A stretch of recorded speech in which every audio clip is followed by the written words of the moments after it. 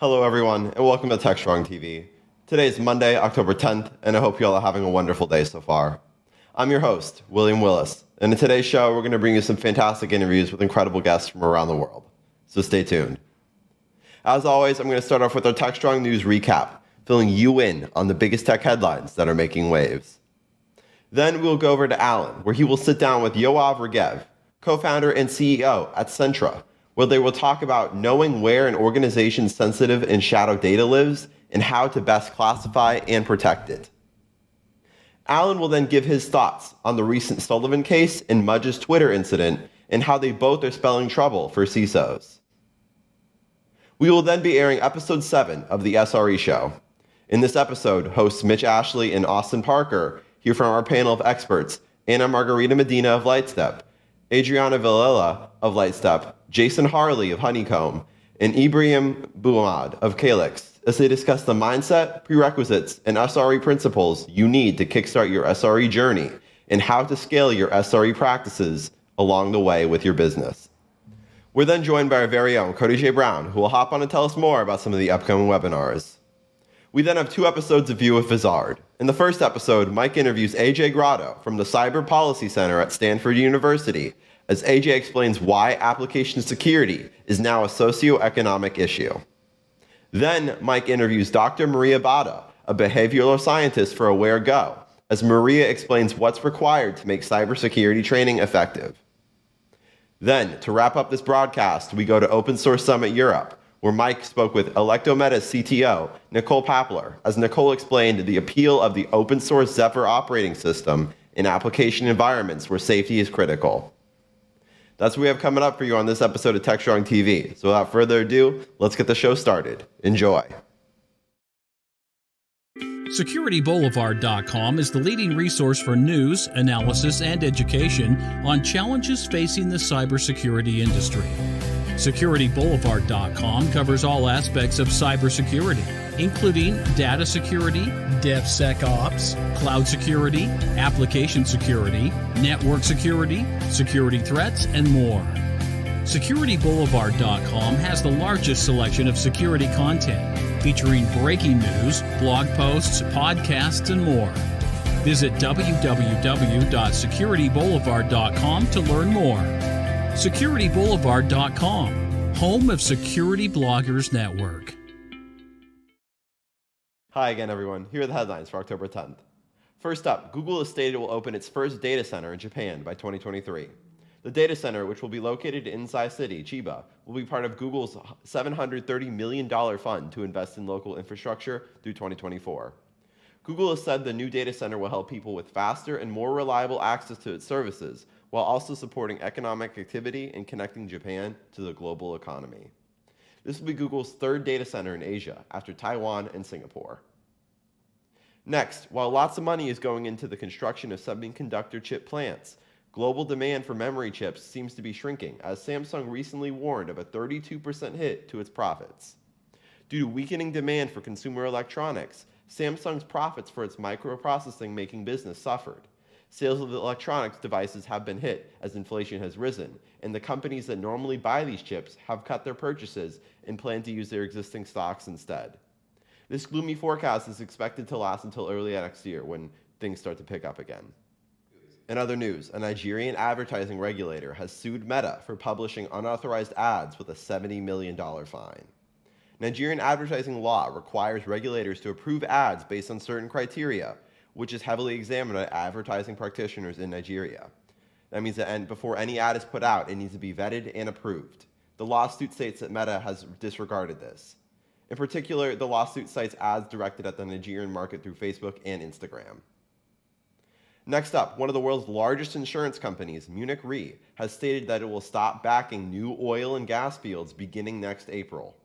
The company also stated that they will no longer invest in or insure new oil pipelines and power plants, except those already under construction by the end of this year, in parts of their effort to reduce the harmful effect that businesses have on the planet.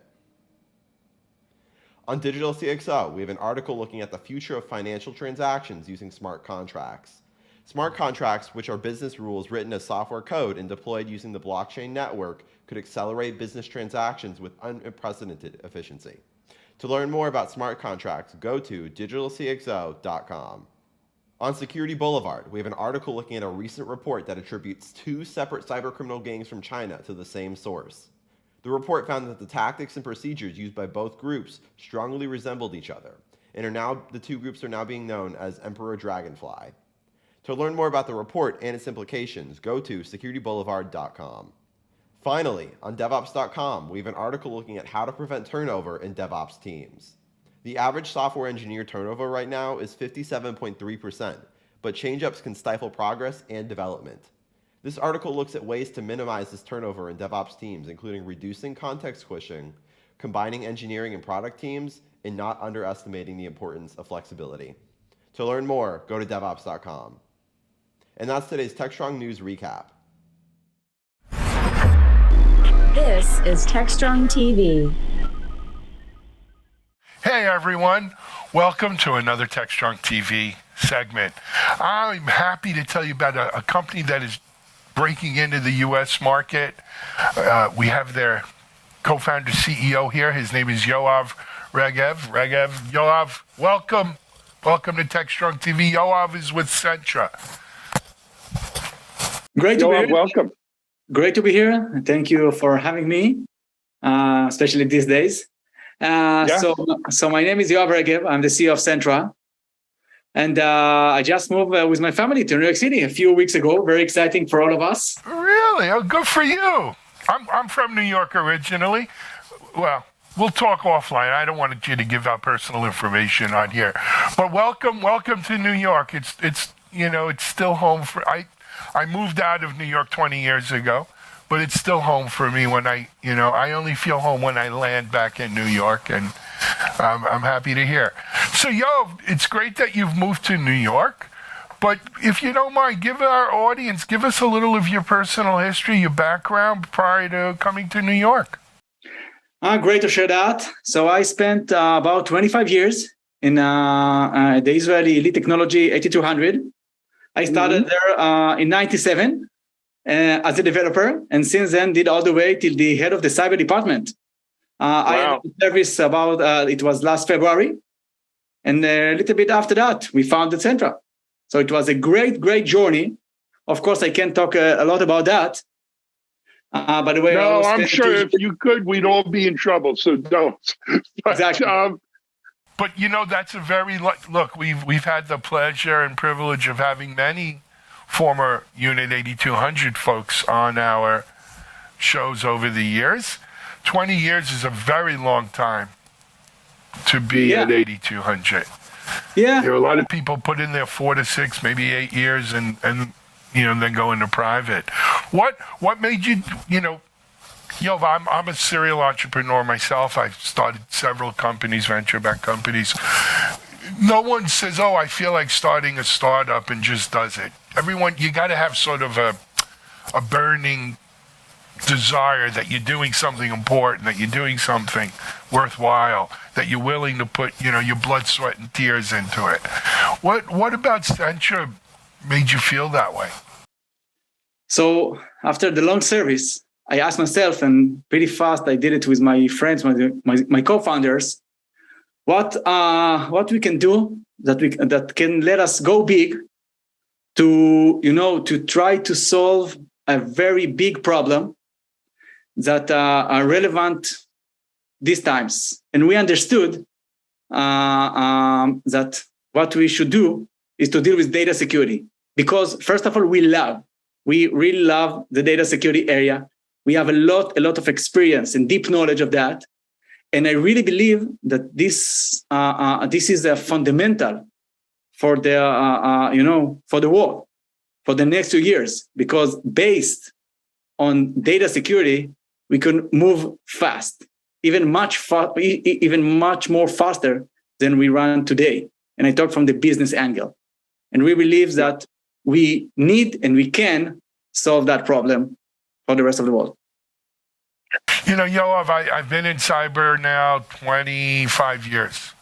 And it's interesting, we didn't call it cyber then, we called it security, InfoSec. But during those 25 years, there was first a very big emphasis on network security, right? The firewall, the router, the IDS, the moat and castle, the perimeter, that whole thing. Exactly. And then with the move to cloud and some of the other things, the focus really became on AppSec. It was all about the application, buffer overflows and so forth, right? And really making sure your application wasn't vulnerable. I think it's only in the last year, maybe 18 months, where it's like someone said, hey, it's all about the data, stupid, right? It's all about the data. The application's important, the network, the perimeter, the cloud, it's all important. But at the end of the day, the data is the crown jewels. It's the guts of it. And so we're starting to see now this whole rise of data security really becoming, transcendent. What exactly does Centra do around this whole data security issue? Couldn't agree more. So Centra is a data security platform, what we call these days a DSPM, emerging category that we couldn't say a few months ago. A DSPM, the data security posture management. This is the layer that deals with the data. So we discover, we classify, we make a risk assessment and analyze your data and let you find your top data risks and remediate it before it becomes an incident. As you just said before, your most valuable asset is the data itself. And we see the trends, like the data trends, data democratization, data movement. Every organization wants to create more data, to share more data. This is the most valuable process to make your business side fast.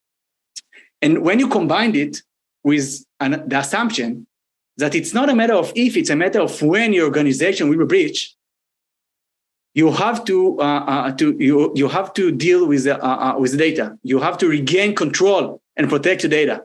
And this is exactly the meeting point between the data and security. The Centra is coming in and let you to solve that. So with Centra, you can really enable your business even faster, but secure. Got it. So you've moved to New York now, and the company is also entering the U.S. market, correct? Yes, exactly. This is the market. This is the right place to be. Everything is going on here. So beyond you moving to New York, tell us what else is the company doing here in the U.S.? So this day we started to establish the fundamentals of the company here in the U.S. The first part, we have 2 people in the West Coast that's starting to deal with the customer interface. My mission here is to establish the first sales team. And with that, growing and growing. All the go-to-market are going to be here at the end. This is the right place to be. As I said before, the market is here. The most data of the world is here. And we are here to protect it. Got it.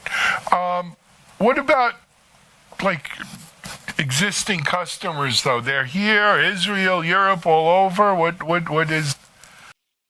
What I really love in the data area, it's unlimited, and it's vertical agnostics, and it's, of course, country agnostics. So we have customers here in the US. We have customers, of course, in Israel. And at the end, we would like to grow, first of all, and most of all, here in the US. This is as I said before, the right place to emerge with the market. And after all, we would like to take it all. Sure. Let me ask you a serious question, Yoav. What do you think is holding back greater adoption for this new category? And let's, for our audience maybe who didn't get it, the initials. Data Security something platform, right? DSPM, Data Security Posture Management, or Data Security Posture Management, right. DSPM. What do you think is... what's the hard part of the sell, if you will, in getting companies to say, I need that, because everyone likes to have, but successful companies are built on must-have. What makes DSPM a must-have? Must-have. So from one hand, it's very easy because it's data. And as I said before, data is the most valuable asset. So in the minute you understand that, it must have a data security platform that help you to run your business. On the other hand, of course, it's a little bit problematic because it's emerging category. People really, they know about the infrastructure, they know about the old perimeter and all that stuff. So the time, in the minutes, they really understand that they should change the paradigm and move to the data or starting with data, it's going to be very easy. And we can see it. We feel the market. We see it's getting faster and faster. Most of the security people really understand it. And now it's the right timing to go to the data because the fundamentals of the cloud, the technology, the infrastructure, they did very well, by the way, also from the product, from the security products. And now this is the right time to move to the data itself. Good. Let's talk a little bit about Sentra as a product. Is it offered as a SaaS type of offering, or how does a customer sort of engage here? Yes, exactly. So we are a SaaS product, very, very easy to use and very easy onboarding because of the cloud technology and because of the API we have and the technology we have. It's less than a few minutes to connect to your environment. And after that, Sentra run behind the scene. By the way, it's very important that no sensitive data leaves the customer environment. Very, very important. Mm-hmm. So we do it agentless, of course. And with our technology, we scan and get a great coverage, 100% of every piece of your data in the cloud, in the infrastructure cloud environment, and give you a full picture about that. So at the end, you can make sure that every piece of your data is in the right position and before an incident. And by the way, it's very, very, very easy to understand the value after you run Sentra, because in hours, you get an amazing picture about every piece of your data store, data assets, and so on, and understand every policy violation. We have a very sophisticated policy engine that makes sure your data meets your policy from security, compliance, and privacy. Got it. So, Yoav, you mentioned earlier that, look, data security doesn't know borders. Everybody needs data security, and that it's not really a particular vertical. All verticals need data security. But let's talk about the amount of data, right? Because, I mean, look, today people's data is through the roof, right? The amount of data they store. From the littlest, smallest company to the largest, I mean, the amount of data is just boggles my mind, right? But is there a particular sweet spot for Sentra in either the size of the company or how much data or what kind of data that makes it a really powerful solution? If you have a company and you have a data, so Sentra is good for you, because it doesn't matter if you're a finance, retailer, e-commerce, whatever it is, data is, you start with data, you end with data, data is everything. So, and by the way, it's funny, a few years ago when you asked about the size of the company, always you asked how many employees they have. This is not true anymore. That's not an accurate guide of anything, right? Exactly. Data is much, much better. So sometimes even when I ask, people I work with, how much data do you have? Do you know how much you have and so on? And they can't tell me. It's funny. It's amazing to see. And even during our conversation, there is much more data in the world. So No, the right answer is no. It's agnostic for almost everything because data is everything. It's everywhere. As you said before, no borders. When we moved from the on-prem to the cloud, and this is when I said before, the right timing, because when you move to the cloud, you want to enjoy the cloud technology, the cloud movement. The easiest, it's so easy to create, to share, to move fast. Sometimes you can be a company with 20, 30 people that have much more data than the old 100 years company. Yeah, no doubt. I get it. And I mean, just the amounts of data that we store, right? I think at some point, companies are going to stratify their data into, and depending how important that data is, will be how quick it could be retrieved, how tightly it's compressed, how maybe even how much security is applied to it. Because I think kind of the thing that's coming in this market is that not all data is equal. Exactly. Right. Very good point that I didn't talk before. At the end, you have to prioritize. You have to understand because data is not the same. And there is a huge difference between sensitive and critical data and let's call it regular data. Right. And part of our process, by the way, is when I said before classify, it's to understand the data and let you understand what is most sensitive and critical. And it's amazing to see that many companies even don't know what they have, where they have it, and with whom they share it and access and so on. And in the minute you can prioritize and understand that, you can really take an action. Because before that, people, they ask themselves, what can I do? They lost control. And we are here to regain the control. And specifically, start with the sensitive and critical data. Exactly as you just said. Very good point. Yeah. Excellent. Yoav, you know what we didn't tell people? If they want to get more information about Sentra and look into it, where do they go? Sorry, again? The webs. If people want to find out more about Sentra, yeah. we're on the web. Of course. So Sentra.io, this is the right place to start with. Of course, you can find me in LinkedIn and all the rest of the guys from Sentra. But yeah, let us know through our website, and we're more than happy to connect, to show a very, very quick, easy POC. And from that point, we can go on and move faster. Got it. Yoav, welcome to New York. Welcome to the U.S. Best of luck with Sentra.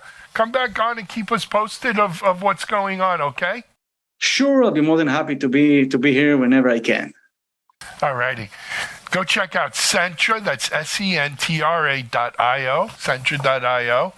A new data, platform manager, data security platform management, DSPM, right?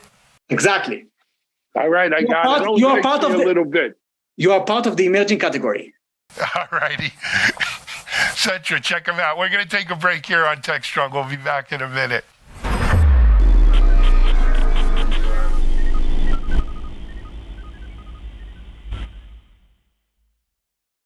Hey, everyone. It's me, Alan Schimmel, CEO Techstrong. I don't have a guest for this session. I just felt like I wanted to say something. And, hey, luckily we have Techstrong TV to say it on. Like many of you and many of my friends out there in the cyber world, we were all a little bit taken aback this week when former Uber CISO Joe Sullivan was convicted by a San Francisco jury on 2 counts of concealing and lying about a ransomware security incident that took place at Uber. And there's a lot of reasons. Joe Sullivan was a fellow had kind of a stellar reputation in being a champion for cybersecurity throughout a very distinguished career. Came to Uber, and at the time, Uber was going through a very difficult time period, but he wasn't forthcoming, let's say, in meeting with the SEC or letting people know about a ransomware breach that took place there. Now, to Joe's defense, he said he was following orders, the old Nuremberg defense, and just following orders. But like in Nuremberg, here as well, just following orders and saying, well, I did it to save my job, doesn't absolve you, evidently, from criminal responsibility. You have an obligation to tell the truth. You have an obligation to alert the authorities, especially when specifically questioned. And though my heart breaks for Joe Sullivan, I understand why this verdict came down the way it did. Now, but I think this Joe Sullivan case, in the bigger picture of our cybersecurity world, has to be taken into context with the recent testimony and so-called whistleblower status of Mudge Zatko over at Twitter. Now here, that's almost exactly, this is the other side of the coin of what is the CISO's responsibility. Mudge just basically got fed up and decided he wasn't going to take it anymore, and wrote, a blistering, I forget how many of it was, 80 or hundreds of pages long thing, documenting what Twitter was not doing, right? That he thought they should be doing to safeguard the public's personally identifiable information and sensitive data, and not doing right around security. Right? And though I'm sure he brought this up internally before going public, the powers that be at Twitter decided not to ignore him per se, but not to act on it until the point where he felt it was his moral and legal obligation to come forward. You want to call that being a whistleblower, call it being a whistleblower, but, he did what he felt was right. So both of these gentlemen, Joe Sullivan and Mudge, did what they thought was right. And I don't know if any one of us, me included, are here to say which one is right and which one is wrong. But here's what I do know. This puts CISOs in a very rock and a hard place position. And not only CISOs, but all of us, folks in the cyber world. We want to do what's right for our employers. We want to do what's right for the public in general. We want to do what's right for ourselves and our careers. And our careers are important to us, obviously. But what is one to do? Do you, where is the where's the tack here? Where's the line that you take? Do you, one could say what Joe Sullivan did was, by the verdict, was very illegal. He withheld information. He lied, knowing that a breach had taken place and saying it didn't. Was what Mudge did more the outburst or the culmination of being fed up and frustrated with the lack of action by a company entrusted with the public trust, Twitter, to do what he felt was the minimum reasonable actions they should be taking to secure the platform and people's data, right? And so he got to the point where if they weren't going to do anything about it, he was going to make sure the world knew it. And was that the right thing for him to do? I personally probably don't agree with it. I think he probably, went public a little prematurely, maybe keep working. But look, for many of you out there, including myself, probably we wouldn't have the stones that Mudge had. We probably would have quit our jobs at the worst, right? If we didn't just sit there, shut up, and take our paycheck every month, we would have quit our jobs and go find another place and let Twitter's security problems be the next CISO's problem over there. And you know what? Frankly, for too long in this industry, that's exactly what's happened.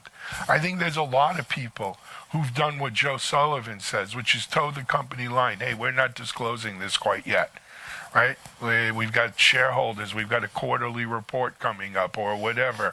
And so they don't disclose as soon as they can. I think there's also a lot more people who say, hey, if you're not going to do what we think is the right thing about security, that's fine, I'm out of here. And they move on to their next role. And I think that probably plays a role in a lot of the, frequent hopping that we see in the CISO world, where, the average CISO stays in their job 18 months or less. I'll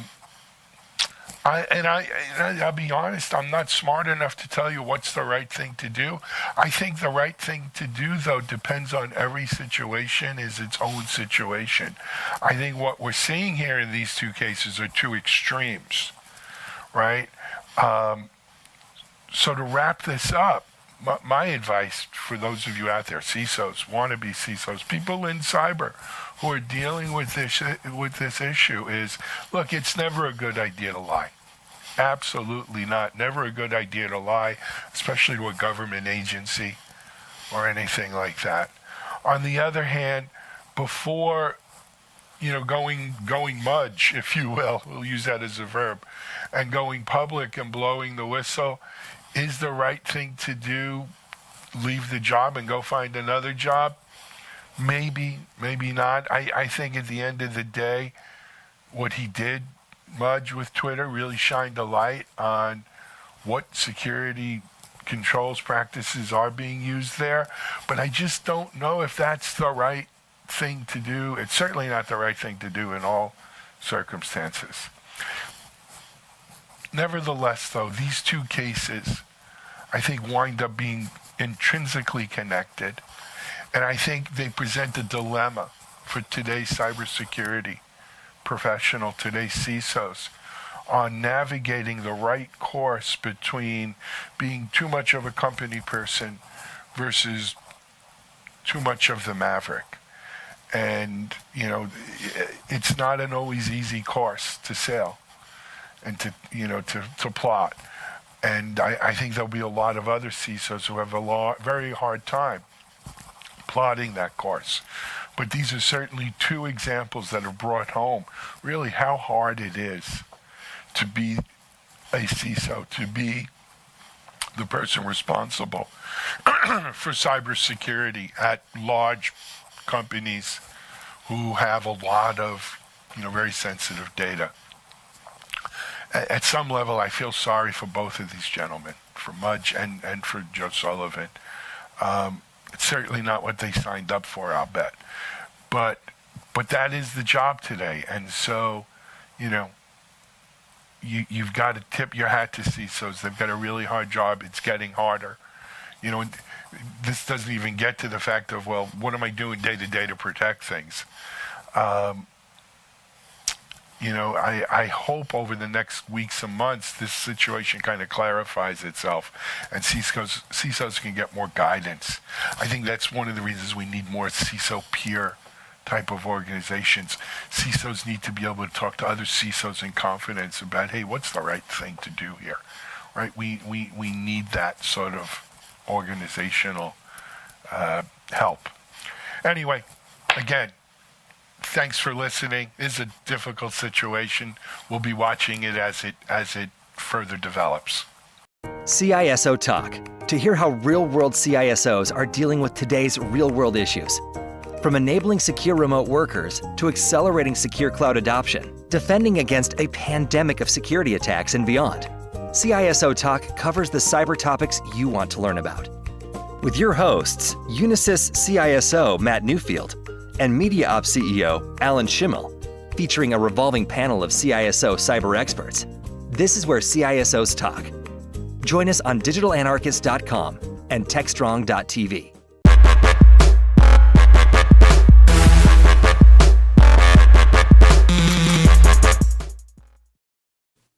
Hello and welcome to the SRE Show. SRE Show is sponsored by Lightstep, a ServiceNow company. Got some great panelists here with my co-host, Austin Parker. How you doing, Austin? I'm good. How are you doing?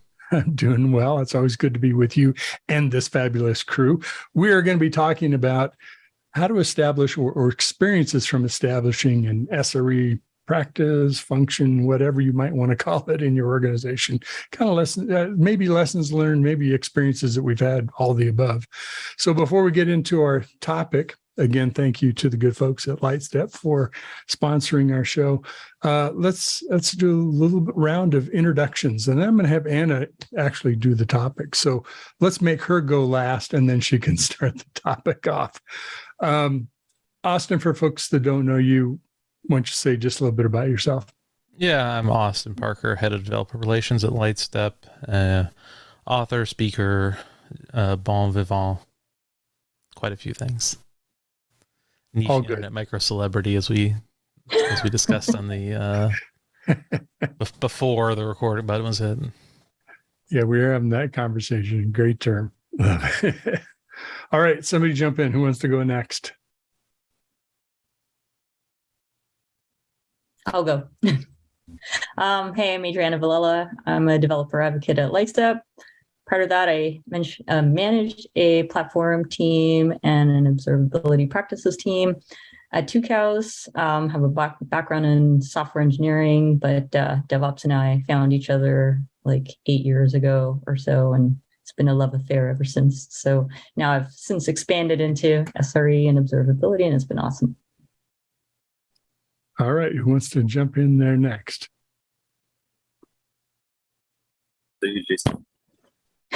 I'm Jason Harley. I am currently a senior software developer at Honeycomb. Prior to doing that, I have done a variety of jobs in tech, but multiple tours in operations or site reliability engineering or DevOps, in a leadership and an IC capacity. Excited to be here today. Fantastic. Great to have all of you. Ibrahim? Yeah, I'm Ibrahim. Maybe I'll say this. I just finished my term with True Cows, and I'm moving to a new journey, starting in 1 hour. By starting.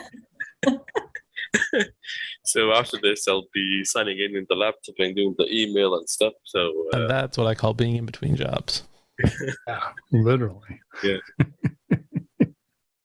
Well, good. Thanks for having the time to fit this in between jobs. That was a pretty short stint. That's actually like a pretty kick-ass way to start your first day. It's like you walk into onboarding. It's like, what have you been up to? It's like, oh, I was just guest speaking somewhere. Like you hire someone that knows what they're doing. Not bad. Yeah, it is. Talk about making an impression, right? Anna, if you would go, and then you can kick off our topic. My name's Ana Margarita Medina. I'm a staff developer advocate at Lightstep. Prior to joining Lightstep, I did developer advocacy at Gremlin, where I help companies like do chaos engineering, and that meant like help them embark in their SRE journey sometimes. And prior to that, I actually did SRE at Uber and like some cloud infrastructure work, which is where I came about the world of SRE and reliability. Because prior to that, I was that engineer that it works on a machine, doesn't really matter, didn't really know about ops and systems. So it was always kind of nice to like get slapped in the ground. And it's like, now you need to understand systems and SRE and like be on call. But like it became a lot of like learning and like trying to understand architecture and like why decisions had gotten made, which was very much different from what we're here to talk about today. Like, how do you go about actually like starting something as a small startup? I kind of got a chance to walk into an organization that had already established SRE. So there were some principles that were already in play. And this is right before the SRE Bible had come out from Google, but a lot of the folks that were spinning up this SRE team had come from Google. So it was like a kind of interesting place to be in. Very cool. So who'd like to kind of kick off the next step? Maybe say a little bit about your introduction to SRE. How did you first get engaged in it? I first got engaged by coming on to be an intern at Uber. And little did I know that that was actually their first intern in the site reliability engineering team, which meant that they didn't really know what to do with me, except they expected me to know a lot and they expected me to be on call and things like it, which was an interesting process because it didn't really get thought about. I did like onboarding week of engineering, understanding systems, how to like commit code, like policies. And then second week was like onboarding into chaos engineering, SRE, and infrastructure. And in my third week, I was already on call for the chaos engineering service, which was like a tier 1, tier 2 critical service. And then I was put on secondary for the infra rotation that manages our 40 infra services that maintain like Uber up. So it was very much getting thrown into the wildfire and figure it out. So when the pages start coming in at 2, 3 in the morning for the, like, you destroy the chaos engineering service, it was like, I have a run book, but nobody has guided me on how to run on call, like whatsoever, from like the process of like, how do I let people know that I'm getting paged? So these are the actions that I'm being taken. And like, this is my first time that I'm getting close to touching production services for such a large scale system that as I'm executing stuff, I remember freaking out. And like one of my girlfriends in Miami was awake at that time. And she's just like, can't you just copy the files that you're about to delete over so that you have a backup in case it's needed? And it's like, that's not really how it works. Like if I do delete this, like it's just gone. So it was like very much thrown into the trenches, but it's made me kind of like fall in love with the world and talk about like wanting to be better about onboarding people into these systems that really matter for our customers and not just say like, go figure it out on your own. Curious, anyone else? Austin, maybe if you want to jump into kind of you've seen probably more than one introduction of SRE in your career, I'm guessing. Well, when I got into SRE, they called it ops. They called it sysadmin. Yeah. I started out in IT kind of in the, originally in like the 90s, in an extremely different world than we have today. And when I got into software kind of officially in the 2000s, late 2000s, 2010s, SRE wasn't a thing like it is today, certainly, and probably not even at the time that Anna was hired. There was this new Devops thing, right? And I think our management tried to get everyone into it the same way that a lot of managers did, which was to buy everyone a copy of the Phoenix Project and just kind of like put that on everyone's desk one day, and it's like, oh, we're doing this now. And as the person, I will say a very similar story to Anna, though, where I kind of just wound up one day as like, well, you've been doing the most work on this, so now it's your responsibility to be on call for it. And we didn't have a rotation. We didn't have really any kind of concept of just like being off call. It's like, oh, you own this, so it's your problem now. So if it breaks at 3 a.m, then if you don't fix it then someone's going to ask you tomorrow, why wasn't it fixed? What that really led me to, I think, was that's how I discovered the cloud, and discovered like the actual utility of the cloud. And I think that's shaped a lot of, it shaped my interest in observability, because one of the biggest challenges of that system was that it was extremely undiagnosed, undebuggable. There was very poor observability into it. But second was the concept of, utility infrastructure and auto scaling and Kubernetes and all that good stuff. So I maybe got there in a slightly different way, and I wound up going in a slightly different direction. I will say the one thing that seems to be a commonality, I feel like, for a lot of people, and I'd be curious about the rest of the panel, at least we have 2 data points now where it's kind of like, all right, this is your job now. Have fun. No life jacket.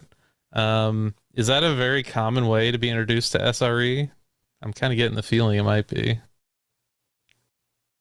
Anybody else have a common experience? Yeah. Onboarding by trial by fire. Yeah, I also started out as a sysadmin, and that was my first real job would have been in 2004, in like the infrastructure group of a large software company, and SRE didn't exist outside of Google, to my knowledge, anyway, at that period of time.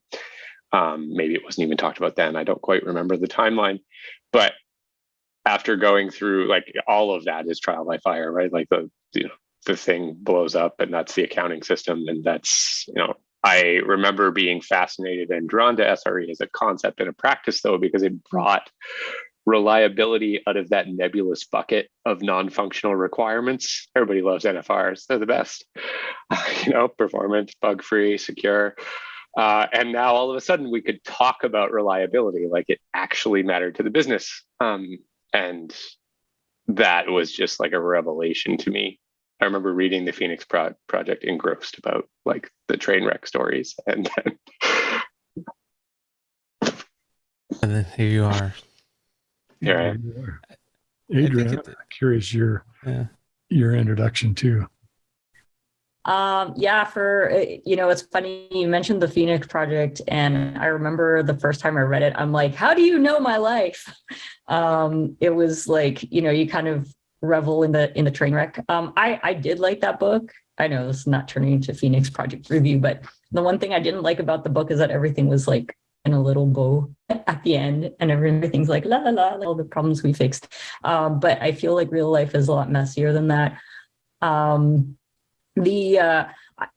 I've not had like a quote unquote like traditional SRE role, but I've had like, I guess, SRE adjacent roles. I started working with teams towards improving practices that would help SRE teams. So did a lot of work around just improving deployment practices on Kubernetes. So I did a lot of like research around Argo CD just to, with the idea of like, Kubernetes clusters are so heinous to manage that, we need a nice overview, like holistic vision of like what the heck happening in our Kubernetes clusters, like running, what's not running, what's successful, what's not successful. Well, I'm not sure if we'll see when we get Adriana back. Ibrahim, that's the perfect opening for you. Yeah. So, okay.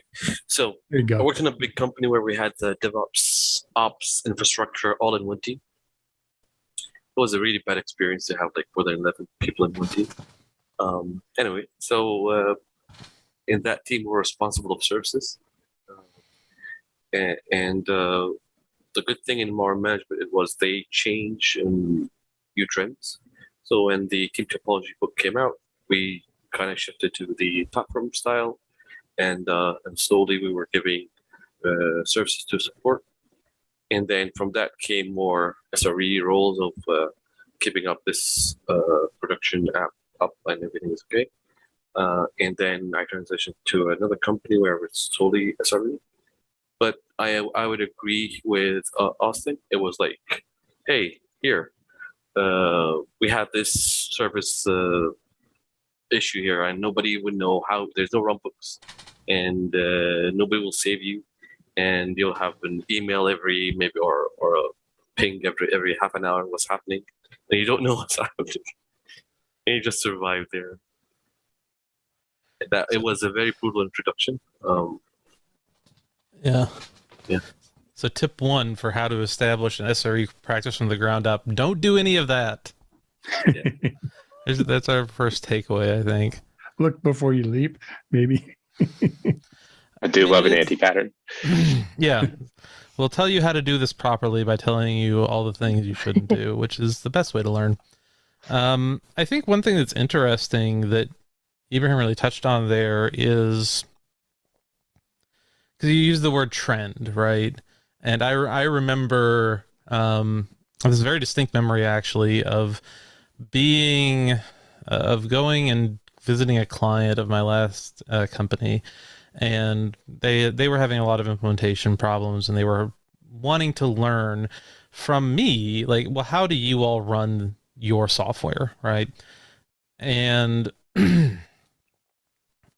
because I was responsible for, this fairly massive, fairly large deployment, like 30 unique environments, with a bunch of different configurations. It was a platform as a service. And so we had to run a lot of it as sort of integration environments. And we got shipped down to King of Prussia to meet with these folks and kind of share, like, well, this is what we do in terms of how to actually operationalize how to run this. And there was a lunch that we had. I can't remember. I don't remember where, but it was an okay restaurant in a strip mall. But I remember what the topic of conversation. Someone was like, "Have you heard about this SRE book?" And it was pretty new, I think, at that point, and it got people talking about like, well, this isn't what we're doing at all, right? Because there was. And that's one thing that kept coming up in a lot of these conversations I would have, and I think in a lot of people's, even today, like sort of their lived experience, is that people SRE gets rebranded, right? Or system administration keeps getting rebrands. It keeps getting new coats of paint based on whatever the trends of the day are. So you'll go from, now the sysadmins are DevOps people, and what do? Well, they go and click on things in AWS console, and now those people are SREs, and they're going and clicking on things in the AWS console, or they're writing, a couple scripts here and there. And one thing that I think is maybe an important detail, if you are thinking about starting an SRE practice, is how do you actually define SRE, right? Like, what is the portfolio that SRE has that distinguishes it from just a software engineer? Because if you are a startup, if you are a small company, quite a few things that you would normally, you might be called upon to do as an SRE aren't necessarily problems that you're going to have right now. And if you bring in someone that is, used to this kind of trendy version of SRE where it's just another coat of paint on administration, they might not have the right skill set for you. Or they're going to try to introduce a lot of overhead that maybe isn't really super necessary when you're, a 10-person startup, for example. So, question for the group: is SRE something that you should try to hire for? Is this something you should have someone come in and build as like a thing? Or is this something that you should kind of have your engineers figure out, like, well, what do we actually need?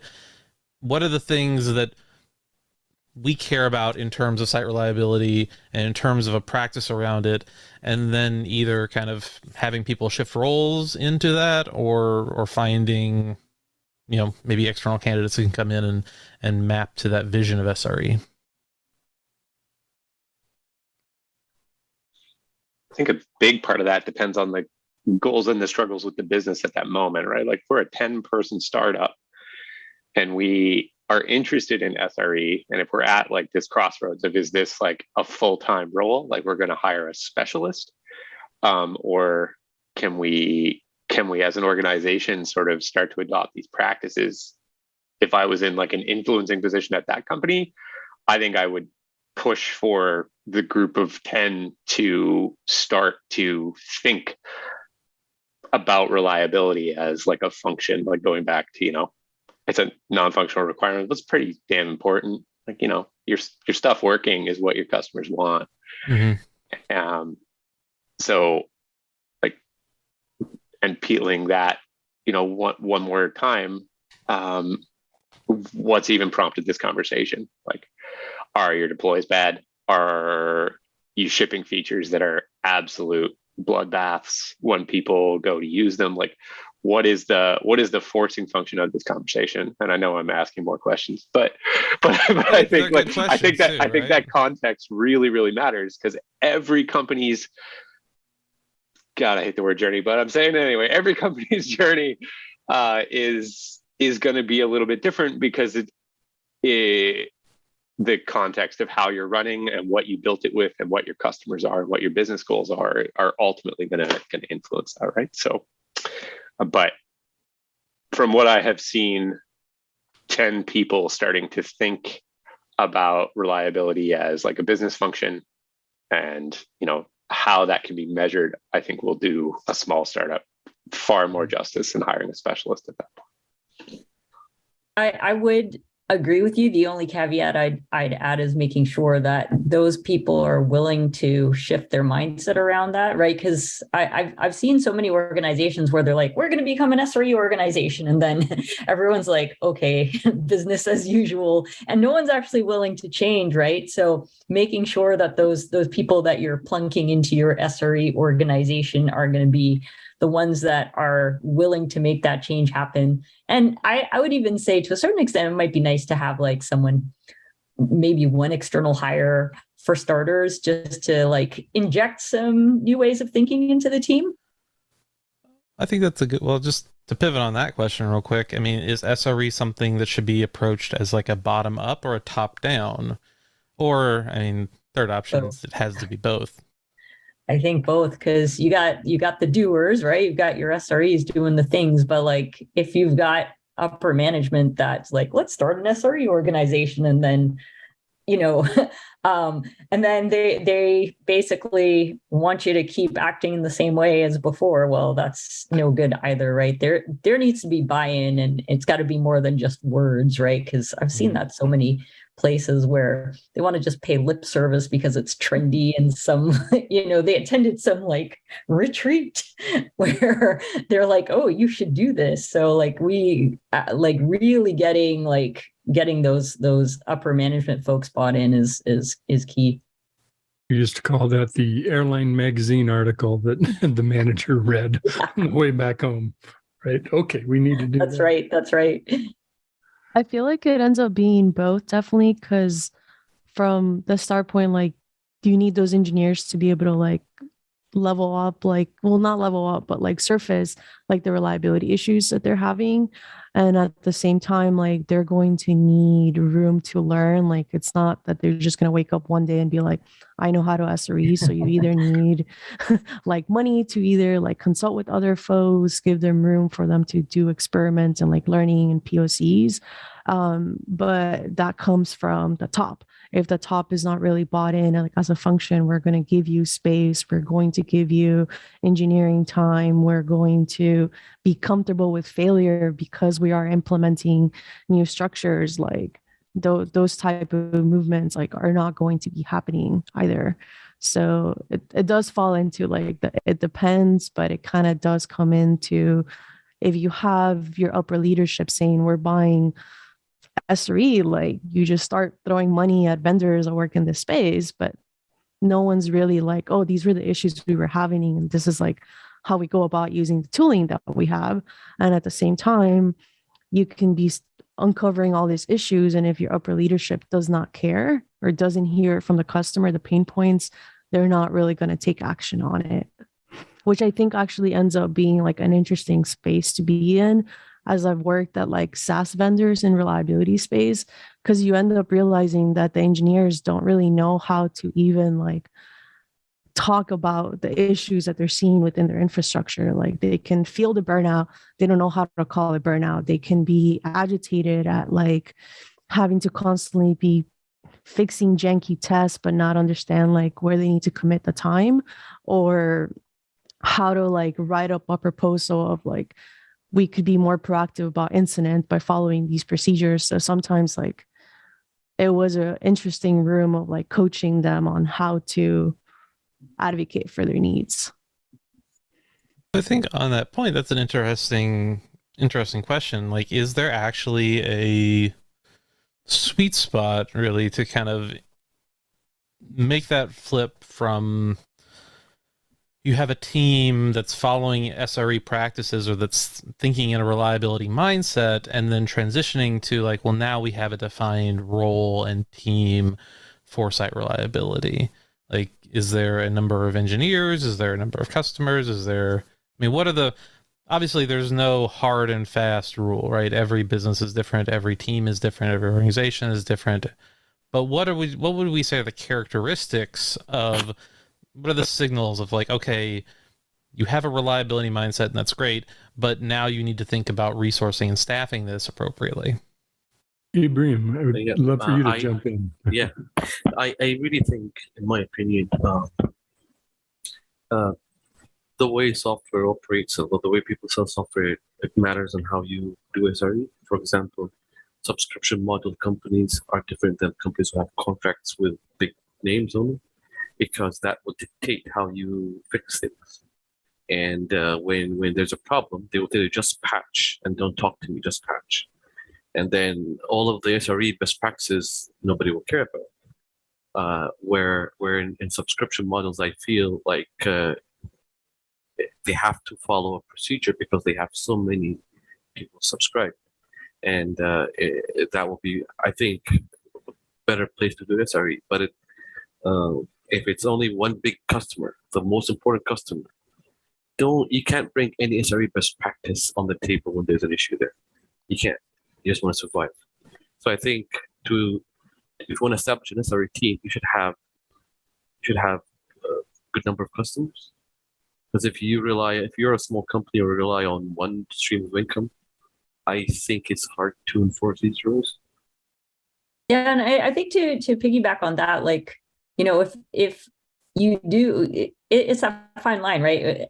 With a startup, you've got like, say one main customer, and you want to keep them happy because otherwise, like that's who pays your bills. But like at the same time, how do you manage your customers' expectations from the get-go so that they basically don't walk all over you, right? So now we're talking about like different another factor that affects the success of your SRE team, right? You've got like your individual contributors on the SRE team. We've got management making sure that they're bought in, and you've got the external factor of the customers trying to influence how your practices, which I guess to a certain extent then is influencing management in terms of what they try to dictate for your SRE team. So then the question becomes like, how do you train your customers to ensure your success and subsequently their success?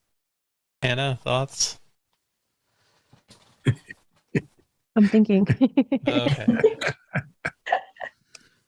It wasn't a quote, it was a statement. It was like, Anna, you're thinking. I want to ride on this point a little because I think it is very interesting about the difference in models. Not to continue this line of discussion because I think it's a completely different thing, but it does feel so much like we have crossed the Rubicon in some way in terms of like, what is a software business anymore? Can anyone think of the last major company or just a startup in general where it's like, oh yeah, no, our business is selling shrink wrap software to the enterprise, right? Everyone it's SaaS. It's SaaS all the way down, which I think just mostly indicates the importance of actually thinking about SRE. Because even if you are sort of listening to this and you're maybe a more traditional, box and shrink wrap type of place, like you probably have customers that want delivery over the internet. They want this as a service. They want this on a subscription model. They want more flexible terms and seats. I think you see that even some of the stalwarts like JetBrains, right? Like look at JetBrains moving to a more, they make IDEs, sure, but they are also moving to this very subscription heavy model and a lot of like extra value in online features. Look at things like GitHub, Microsoft, I guess, which is moving towards like a certain more services revenue. And, the market's changing. And I think that SRE and reliability more generally is just going to become a bigger and bigger part of how we consider the software industry. And I mean, I think also like the last 3 years have really shown us that too, where it's like we kind of depended on technology and SaaS for just about everything from like, what is the status of COVID in my city to I need groceries to I need to schedule like a vaccine appointment. Like a lot of people didn't have this, like I depend on these things because they were going in person. And with a world pandemic, it's like, oh no, like they're like, technology can make those online, but now all of a sudden, like I'm depending on something I never even knew that I needed to depend on. And yeah. And even like major, I think that the real probably wild story of the pandemic is just the amount of industries that nobody ever would have assumed would have like remote workers moving to remote work, right? Like think about all the government employees around the world, or even just in the US, who need to interact with software systems all the time, and suddenly we're doing it from home. And think about the regulatory concerns, think about the security considerations, think about how much of a nightmare that sort of stuff is normally. If the federal government can move to work from home, then basically anyone can. But that means that they need software delivered in a different way, and they will. Boy, you think FedRAMP's great. I wait till someone comes up with NIST SRE guidelines. It's going to make everyone's life super fun. You're just making up terms, Austin. Yeah, mostly. My you micro influencer. You're going to get invited to be on the working group for those guidelines. I'm on too many working groups. I would like to be on fewer working groups, actually. Thank you. Hey, they finally recommended that you stop doing password rotation, which means that it'll trickle down to the rest of the world in about 20 years. Why is that? Because password rotation doesn't actually make things more secure. You mean Definitely adding guilty. 1, 2, 3, 4 to the end of your password? Password Definitely 1, guilty. 2, 3, 4, 5, 6, 7, 8. If it wasn't secure before, rotating it won't make it more secure. Right. Well, actually, no. I think we're fully in tangent zone now, and I'm totally willing to keep going with it. I think the rationale is mostly that password rotation simply encourages you to record your passwords in an insecure way, right? It's like you write it in a Post-it note or you put it in a text file or whatever because you can't remember what it is this 90-day period. And that means that it's trivially easy for someone to go get it. Although, as we've seen recently, you can put all the recommendations in the world for security and safety and everything else, and someone will still put a root password and plain text in a file, and then your entire network will get owned by teenagers. Yeah, there's a thread through some of the conversation that I think came up earlier. We have about 10 minutes left. I think it'd be great to talk about when you step into a situation. It's not just, I want to have an SRE group, right? Like I now have one and look at my shiny new SRE group. There's usually there's a why. Why are we doing this? There's a purpose. There's a set of problems that we're having. The builds are not going well. We're introducing too many bugs into production. We have performance issues. We have whatever. It seems like, isn't that one of the first questions you want to ask is like, okay, what's important here? What's not working? And what's the most important thing to solve? Is that a good question to start with? It's a good question to start your day with in general, yes. Agreed. For any job, right? For anything. I also think because people get so fired up with these ideas, they tend to try and do it all at once as well, which that is like the most common sense thing to say in the world, yet it seems to happen all the time. So, I mean, to wear my observability cap for a second, quite literally. I mean, and obviously I'm biased here because it's a passion of mine, but I do think that one thing, it's important if you are looking at this, is to pull out sort of the through lines, right? Because most of the time in most organizations, the biggest problems all do have some commonality, right? And quite often what I personally see is that it's an observability problem or a lack thereof, right?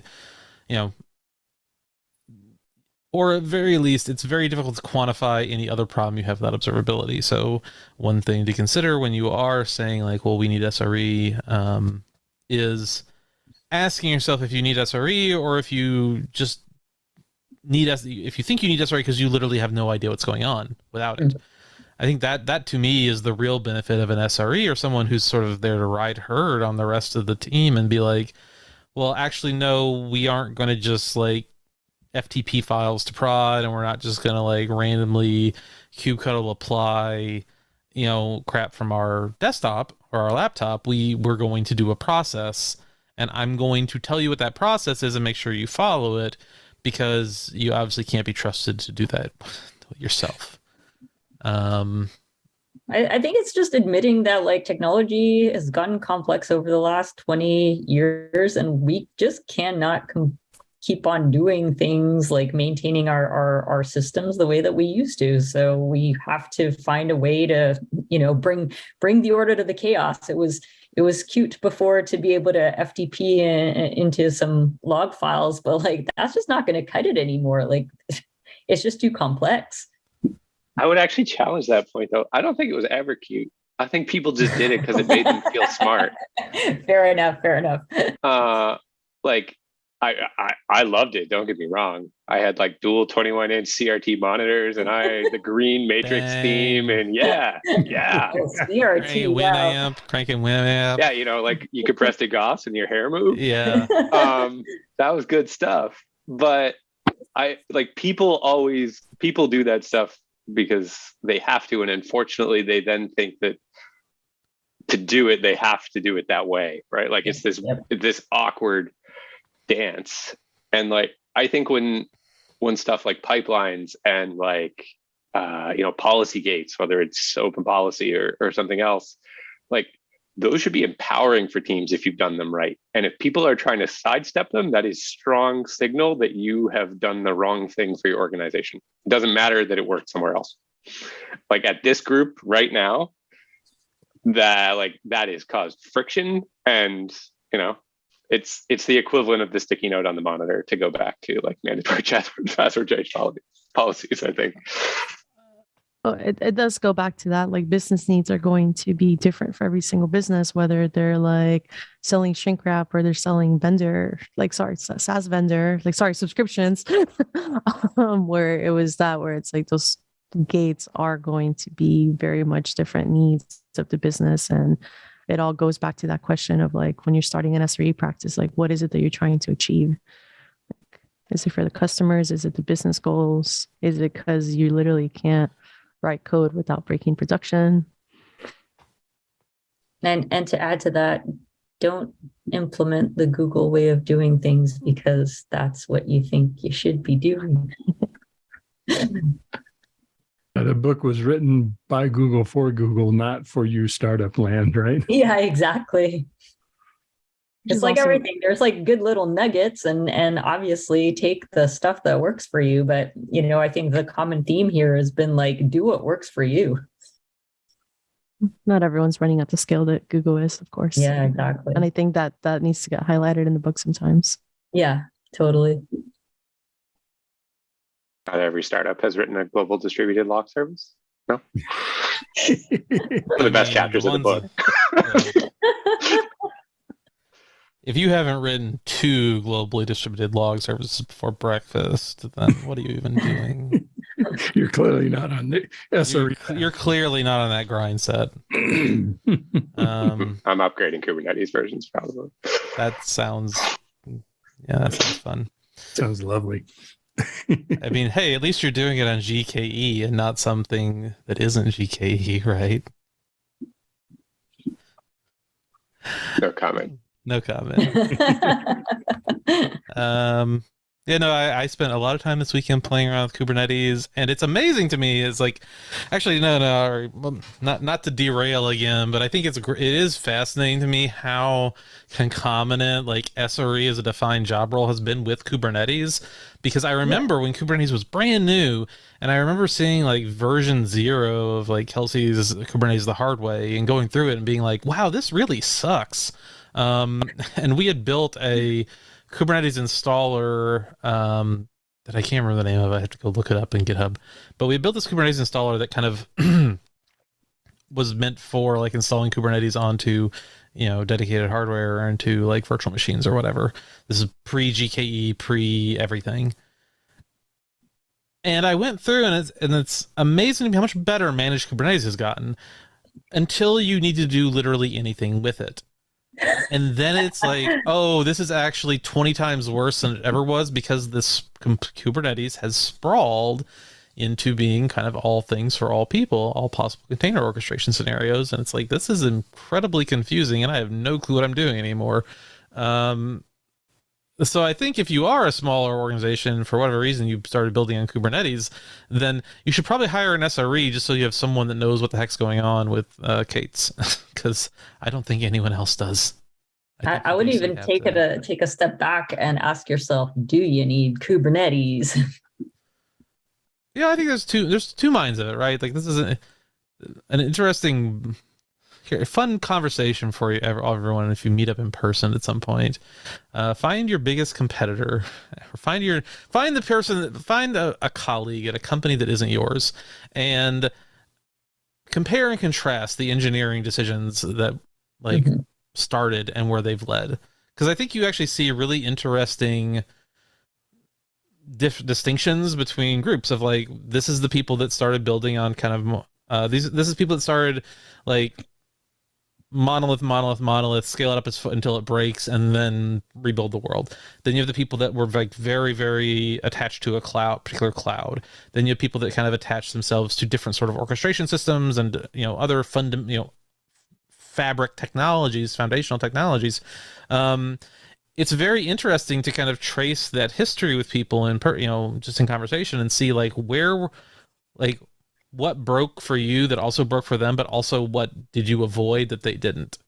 And to bring it to the topic of SRE, I think that's actually a really good practice for everyone that's in software reliability or just like that's curious about how to build software. Like talk to people that aren't you. Like take the opportunity to learn from other people about their, like, what went well for them, what didn't go well for them. Like share more. We should all be a lot more. We should be friends more. I think that's great advice. We are out of time. Yeah, Anna, you kicked off the topic. I'd love for you to kind of wrap it up with your parting thoughts, either from the conversation, or if there's something you wanted to add that we hadn't gotten to. I think for me, when you're starting to consider like how to start your SRE organization, like don't just run because you are trying to reach for those reliability nines. Really try to understand the pain points of your organization and understand what your customers are needing. Like, what is it that they're missing out on your experience? Like, really sit down and interview them and try to make that customer obsession translate into an experience that they're going to like. Fantastic. Austin, any parting thoughts before we wrap up?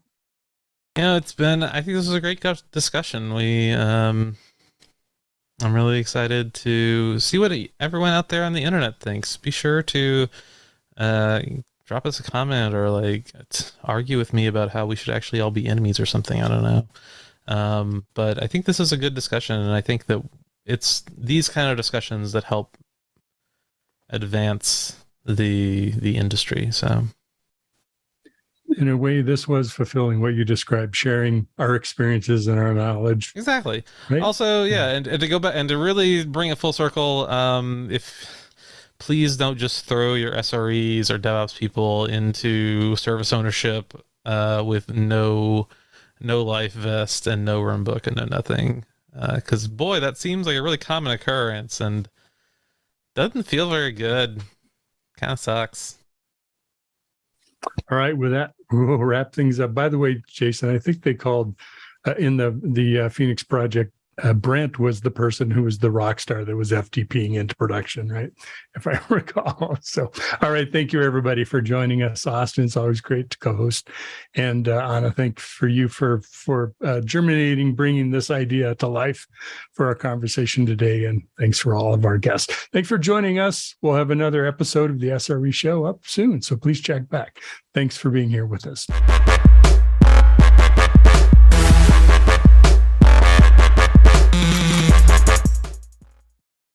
Looking for a live conference focused on the tools, technologies, and practices most important to your business? Innotech conferences are live one-day business and technology conferences highlighting the latest in trends for IT leaders, developers, and IT professionals. Each event combines education, innovation, peer-to-peer networking, and the latest technology and business solutions for a diverse IT-focused audience. Innotech conferences occur throughout the year in strategic regional locations, bringing together technology professionals from various industries to learn about the solutions, practices, and tools impacting their day-to-day work and gain insight into what's to come. Presenters at Innotech conferences are selected and curated to ensure each session provides the most up-to-date and relevant information without any hype. Whether you're interested in digital transformation, cybersecurity, cloud, IT leadership, or DevOps, Innotech conferences deliver. 2022 events are scheduled to be held in Austin, Dallas, Oklahoma City, Houston, and Washington, D.C. Innotech conferences are produced by Techstrong Live and powered by Techstrong Group.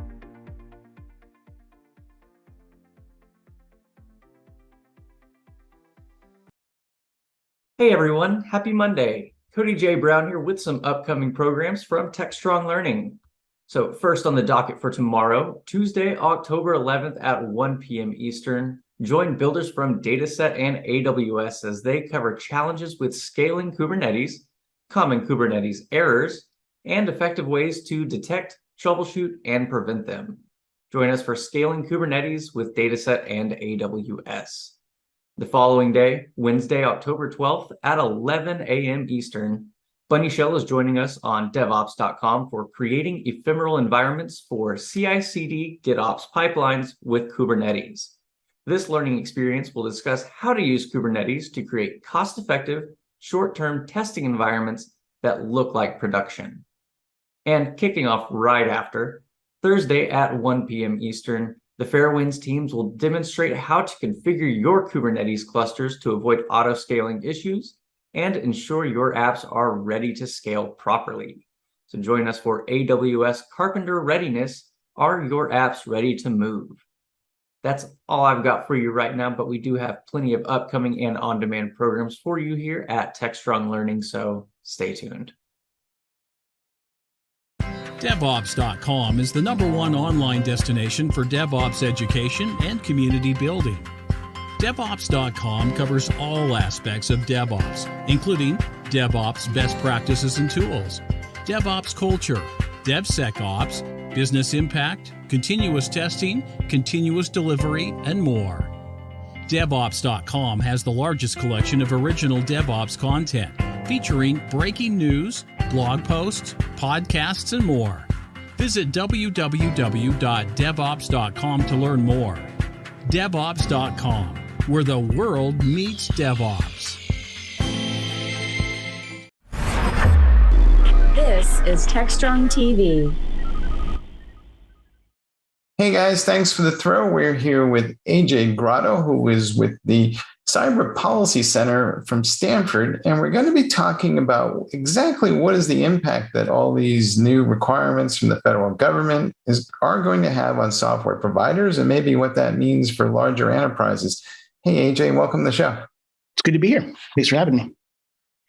So the good news is the government's a lot more interested in this whole software development process. They are starting to put these regulations together. They've been in various forms in effect for a year, and CISA has thrown out more awareness from folks about issues related to application security.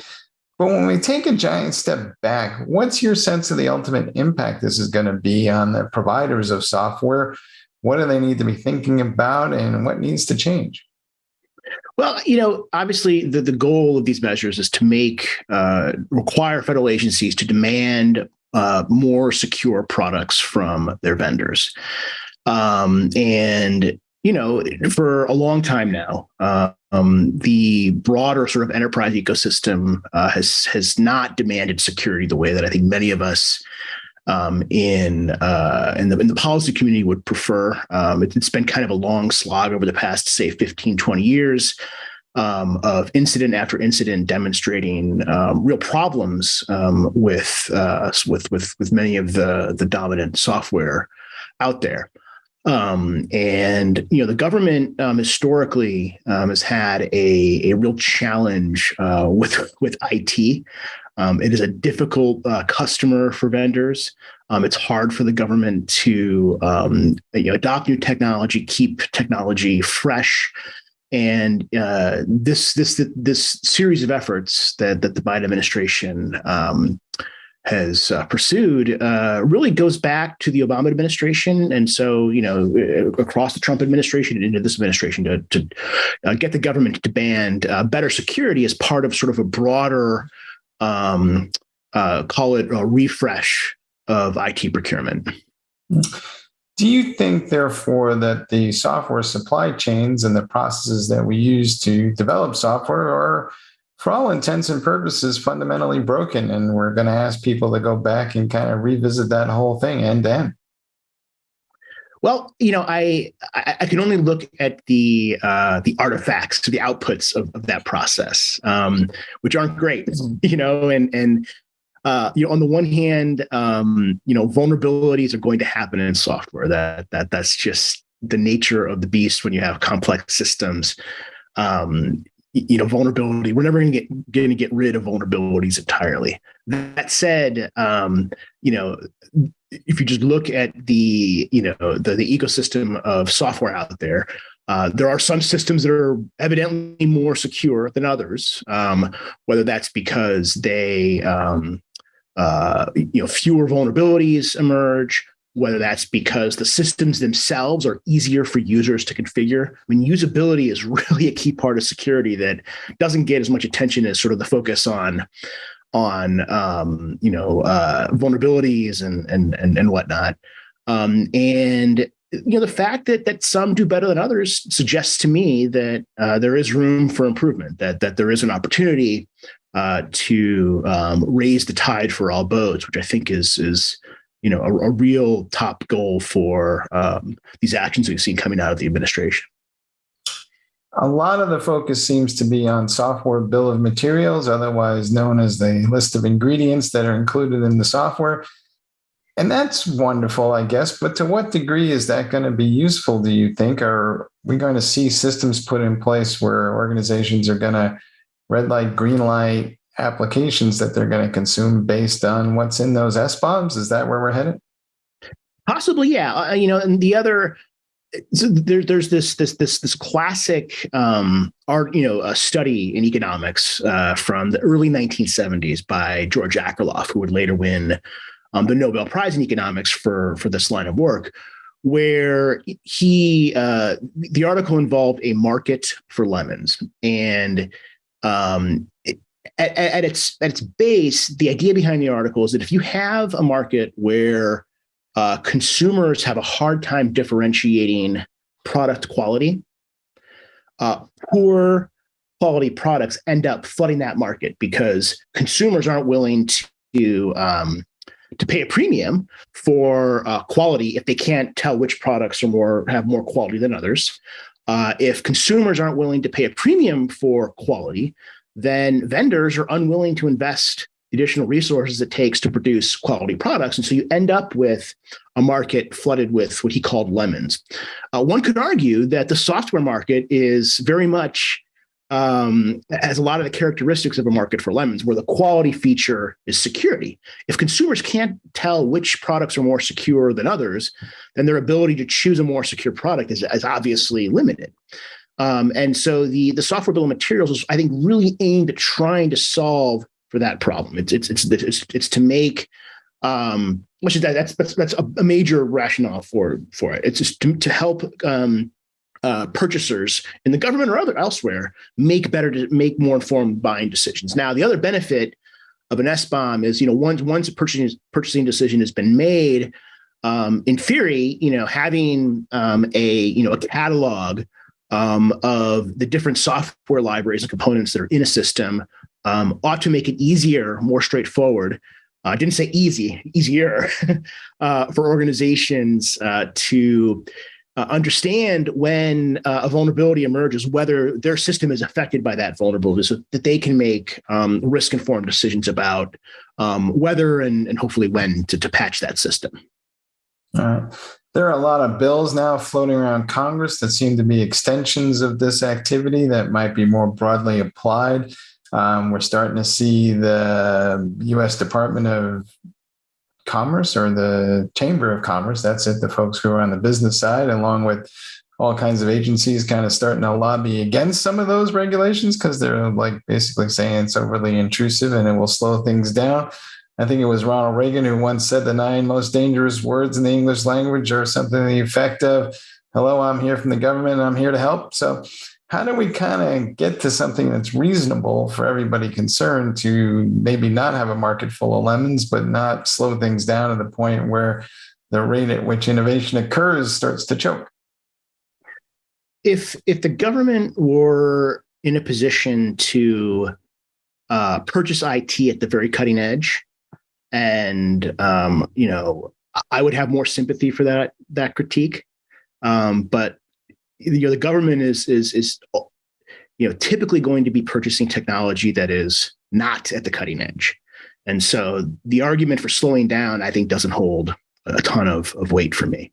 Now, when we think about the broader sort of, I mean, obviously the government's not the only customer of IT in the country and in the world.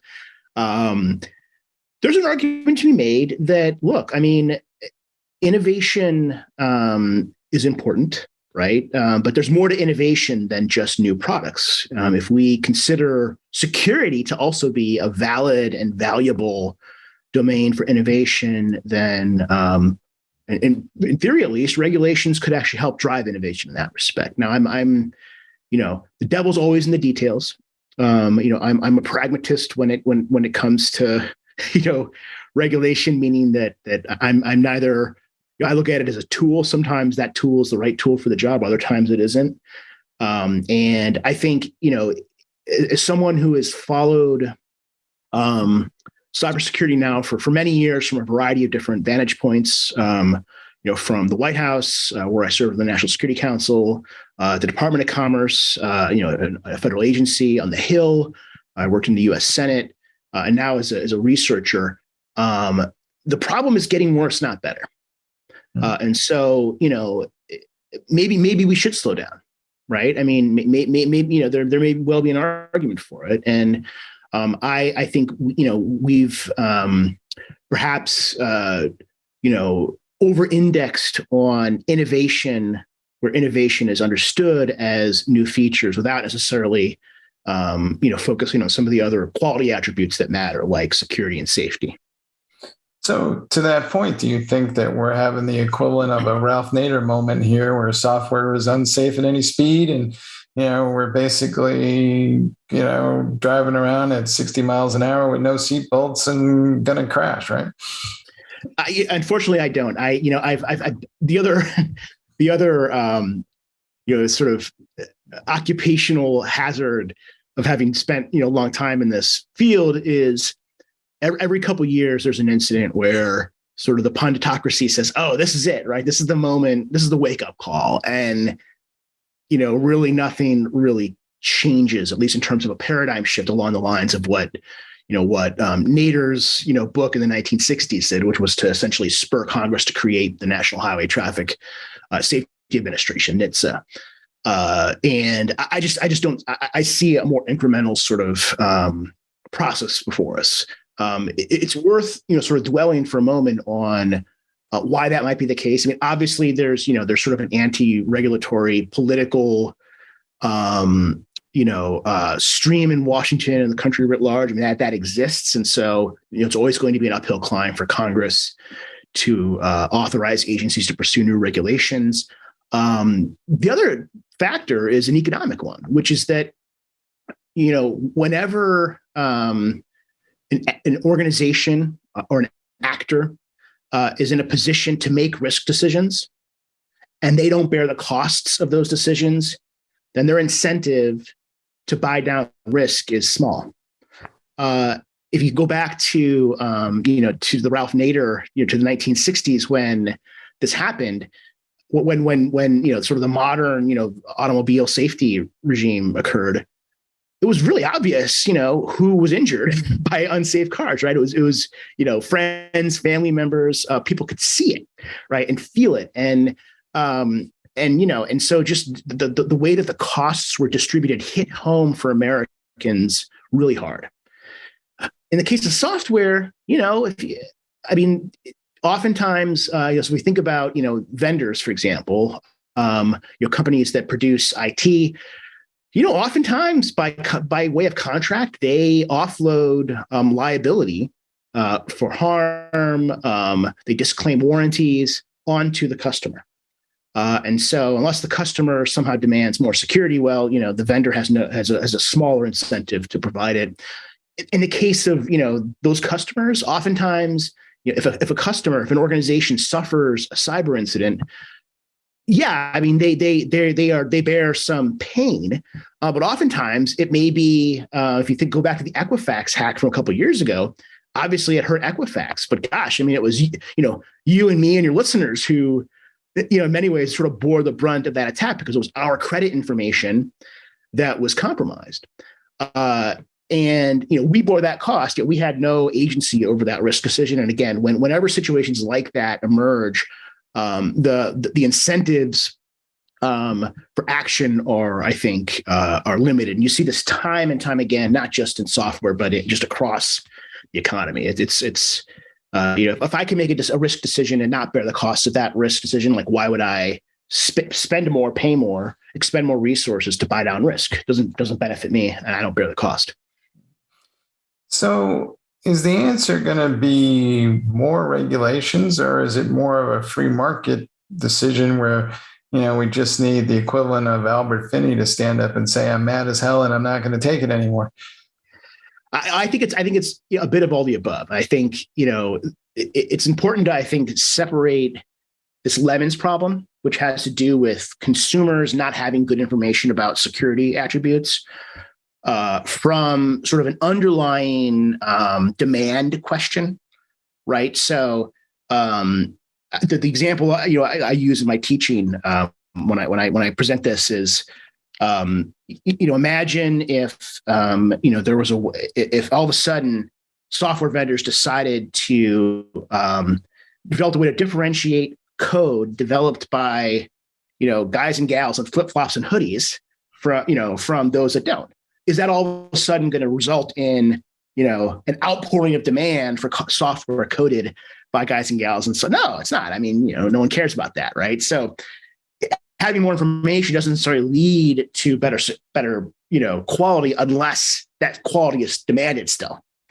And so it starts with demand, right? I mean, customers of IT have to demand better security, and that's really, I think, what the administration is trying to do with a lot of these actions over the last 12, 18 months is push the federal enterprise towards demanding more security.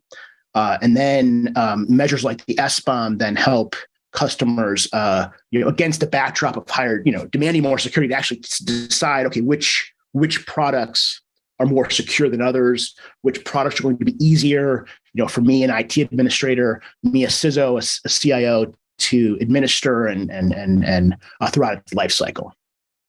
All right, folks, you heard it here. This game is moving beyond just whack-a-mole for vulnerabilities. It's becoming an economic conversation, and it's going to impact just about everybody. Hey, AJ, thanks for being on the show. Always. Thanks for having me. Good to see you. All right, back to you guys in the studio.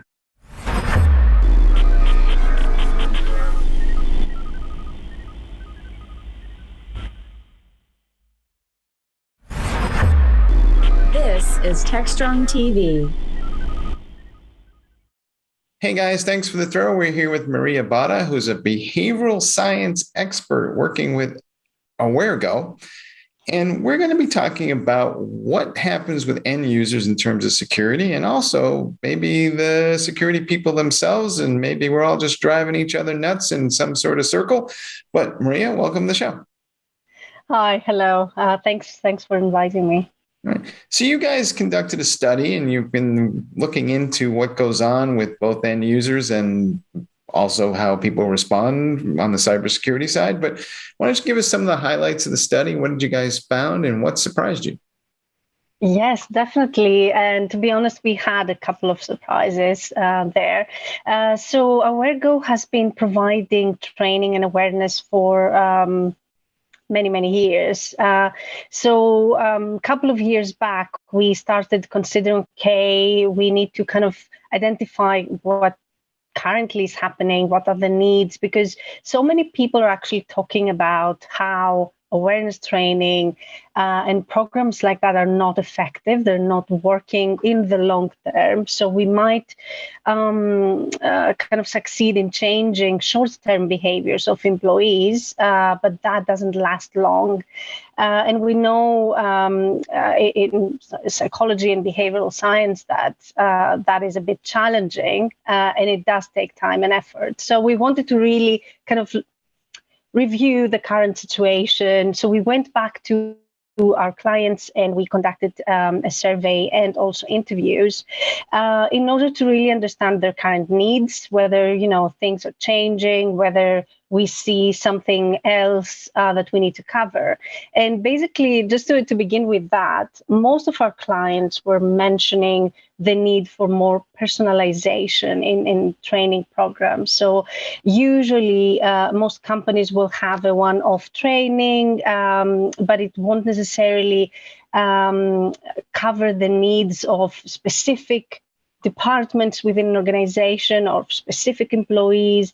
And here I will bring in the discussion of, employees working for HR and employees working as information security officers, for example, or CEOs. So when I talk about personalization, I really mean all the levels and the needs, the different needs of different employees within organizations. So we ran this study.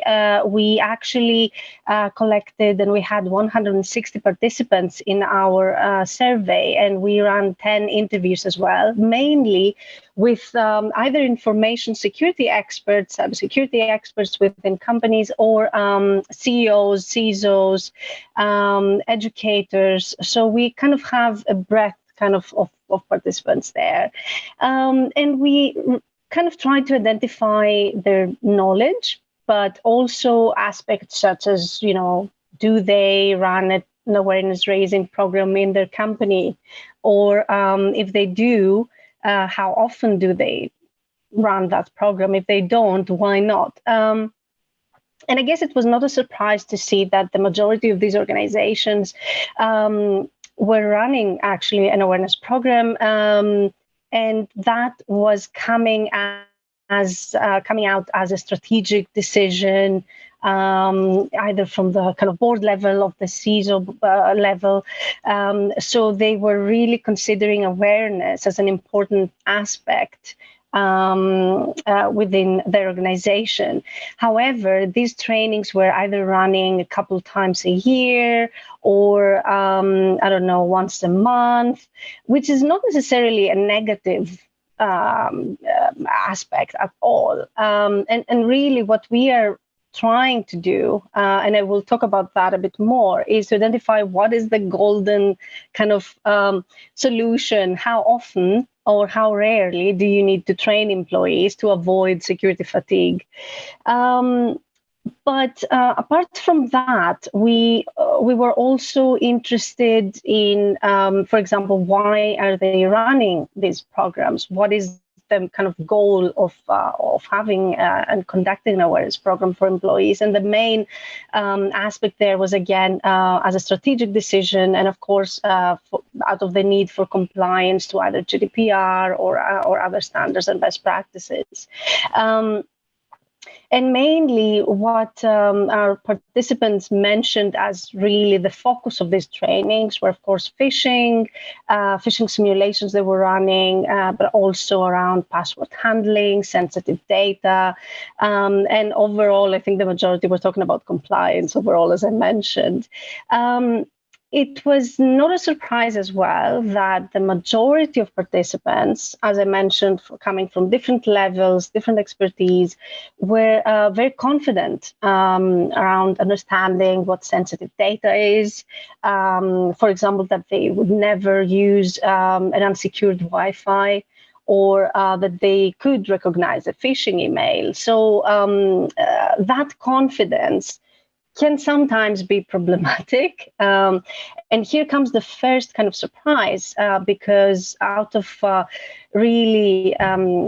this study and really the tests we conducted, we saw that some of the participants, they were not really able to identify a phishing email, or they fell really for one of the kind of tricky questions we had on the strength of a password.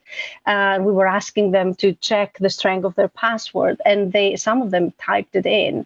And the trick was they shouldn't even type the password in, even if someone asks you to do that. So we saw some really problematic behaviors and some surprises there.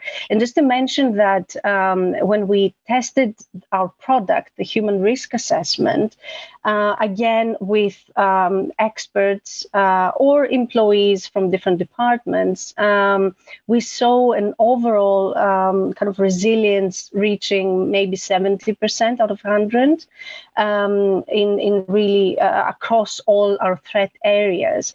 So, and I guess password strength was one of them, which I mentioned. But that again kind of causes a question in terms of, okay, how can you be so confident that you have, you have the answers, you have the knowledge, and of course, then you kind of show the secure behavior when needed.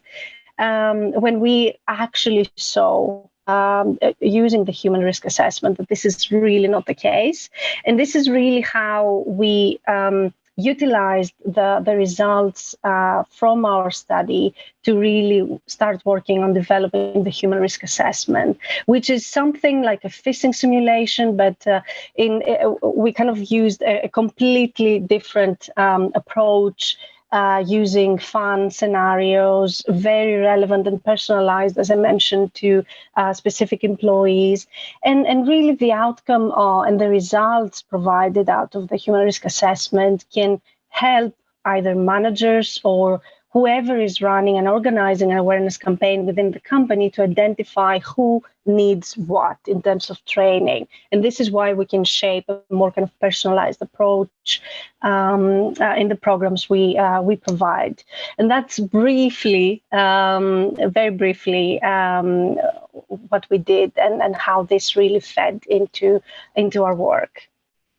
How do we make the training more compelling? I think a lot of people look at the training programs and it's kind of feels like I'm going to traffic school after I got a speeding ticket, and it's just not quite all that engaging. Everybody's just trying to get through it and go back to their regular job. So how do we make this something that more end users are going to look at and say, yeah, that was interesting or helpful? Yes, spot on. This is the case. And I mentioned already security fatigue. We can't really push employees to take the trainings unless we follow kind of a more mandatory approach, which many organizations do. As I mentioned, such trainings need to find the golden balance. How often or how rarely do you need to provide them? They need to be personalized. They need to be relevant. So I can't really have scenarios that have nothing to do with a certain employee's everyday job. So if they're not relevant and related to what I'm doing, of course, I will not pay attention. And many actually of the experts we spoke to or who participated in our study really ignore these trainings because they know all that. They've had so many trainings in the past. They work in cybersecurity. They're the information security officers. So they pay no attention because usually these trainings provide trivial information, basic information. Usually they're targeting employees who have no experience in cybersecurity. So this is really what we're trying to change, provide that kind of incentive and motivation for employees to actually participate and pay attention. And for that, I think AwareGo has managed that for years out of the very funny and short videos that are being used in the training programs. But now, as I said, with the human risk assessment, we have another tool to make trainings even more personalized and kind of target that element, kind of motivate and kind of gain attention of employees. I think this is what everyone is struggling with in this area. They are the first line of defense, but we also need cybersecurity people that are trained. We have a chronic shortage. What is the real challenge in kind of getting more people trained on cybersecurity to become a cybersecurity professional? It seems like there's a large uphill curve. Can we kind of reduce that? Yes, very good question. There's so many discussions around this and so many different paths that people can follow to actually go into cybersecurity. So starting from being an academic or starting from doing something completely irrelevant and then moving into cybersecurity. I think the discussions now are, due to that skills shortage, go towards, okay, how can we, as you said, how can we shorten that path, or how can we provide skills and trainings and maybe certifications that will be enough, at least for specific positions, just to cover that skills gap and take it from there. So I know that, especially, for example, in the UK, there are discussions within the government to actually kind of progress into that. How could this look like? But also for me, it's how do you attract young people and potentially girls and women in kind of joining this the area of cybersecurity and this profession, because again, there are challenges. There are many problematic issues around this, and the amount of work, the potential heavy load of work in these professions. But I think at an international level, there is now, we're realizing there is a gap. And without people to cover the needs, we will be in serious trouble. So I think we will be seeing different pathways, shorter pathways that people can follow, definitely. Yeah. So I don't necessarily need to have a 4-year degree to get into the cybersecurity business per se, but we need to find some way to streamline this training for folks that's easily consumed. Is that what we're aiming for? Yeah. No, I agree, definitely. I mean, I know that people that have, master's degrees, PhDs, and the problem is that these people who have the experience and knowledge and, of course, certificates, they will reach or they will target high positions, but still we need people who will do programming, who will do, specific tasks that a manager wouldn't do or a CEO. So again, definitely we need to find a way that will accomplish that, or that, as I said, will bring young people into these professions. Speaking of diversity, it seems like part of the issue is that it's not necessarily that people are trying to figure out who's going to get what job based on race, creed, or color. It just seems like they're so busy fighting the fight that they don't have time to turn around and train then other people who might come and help them. And then it becomes this kind of vicious cycle. So how do we get the folks that have the expertise today to take a minute or take a breath and help train the next generation of folks that are going to hopefully lighten the load?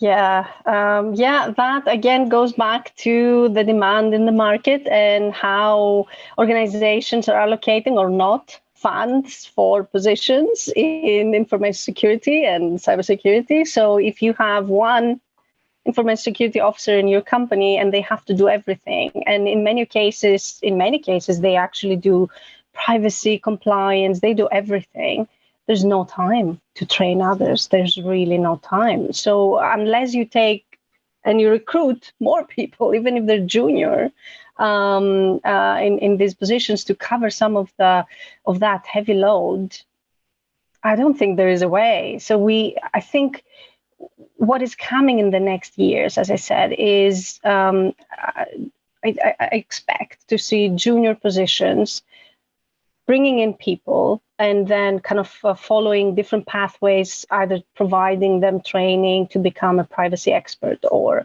a security expert, or kind of in order to cover some of that demand and need. But to my mind, and because of the work I'm doing with AwareGo and around small and medium enterprises, the challenge is with them because they usually won't have the resources to do that. So what do we do there? And that's really a challenge that we're already facing. Yes.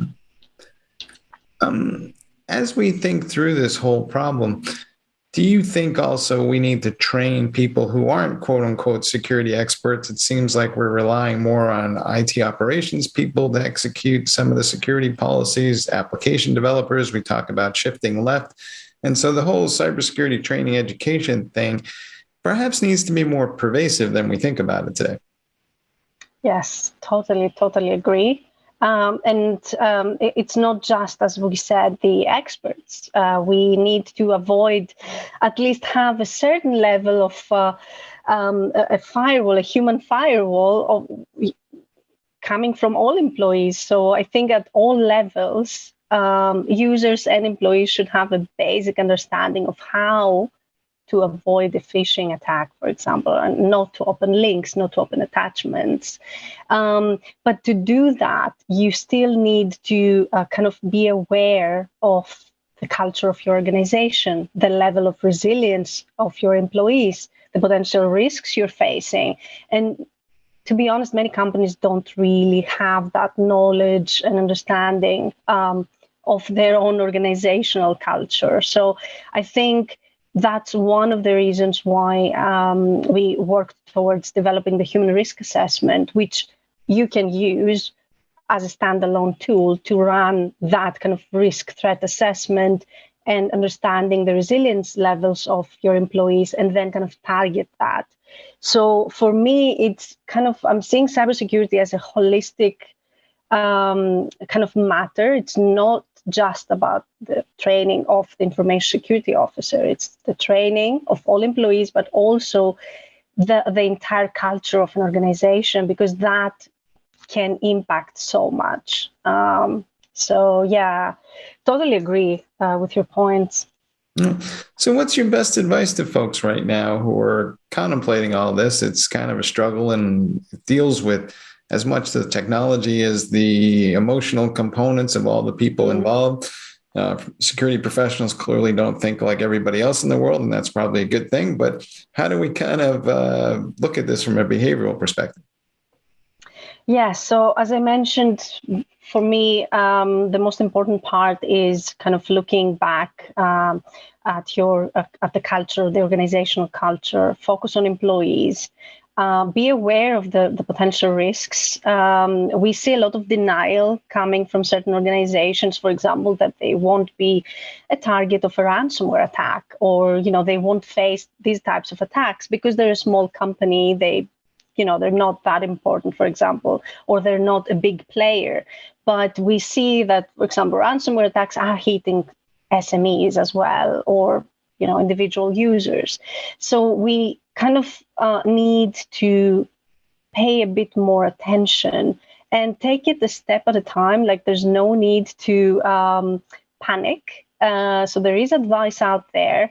I know that the advice provided is most of the times not coordinated and not really presented in one location where people know where to look for that information. So you have to kind of dig out all that. But with a bit of effort, you can at least take basic measures to protect an organization, or even if you are an individual user, your kind of online presence. I think for me, it's all about understanding that you could be a victim and really take small steps in order to protect your online presence, your accounts, or even your entire organization. And avoid extreme situations, because we have many cases now of, you must have heard of zero trust, the approach that many organizations are taking. And if employees actually fail some of the phishing simulations once or twice, I think they are out, they will be fired. So I think for me, that is a very extreme situation. You're pushing employees away with a tactic like that. We need to really, and this is what we're doing, we're really trying to understand how we can shape behaviors in the long term. Because a successful simulation once a year will not really prove that my employees are resilient. So. All right, folks, you heard it here. Cybersecurity training is fundamental, but the emphasis needs to be on the word, perhaps, fun, and make it entertaining. Hey, Maria, thanks for being on the show. Thank you so much. Thank you. All right, back to you guys in the studio.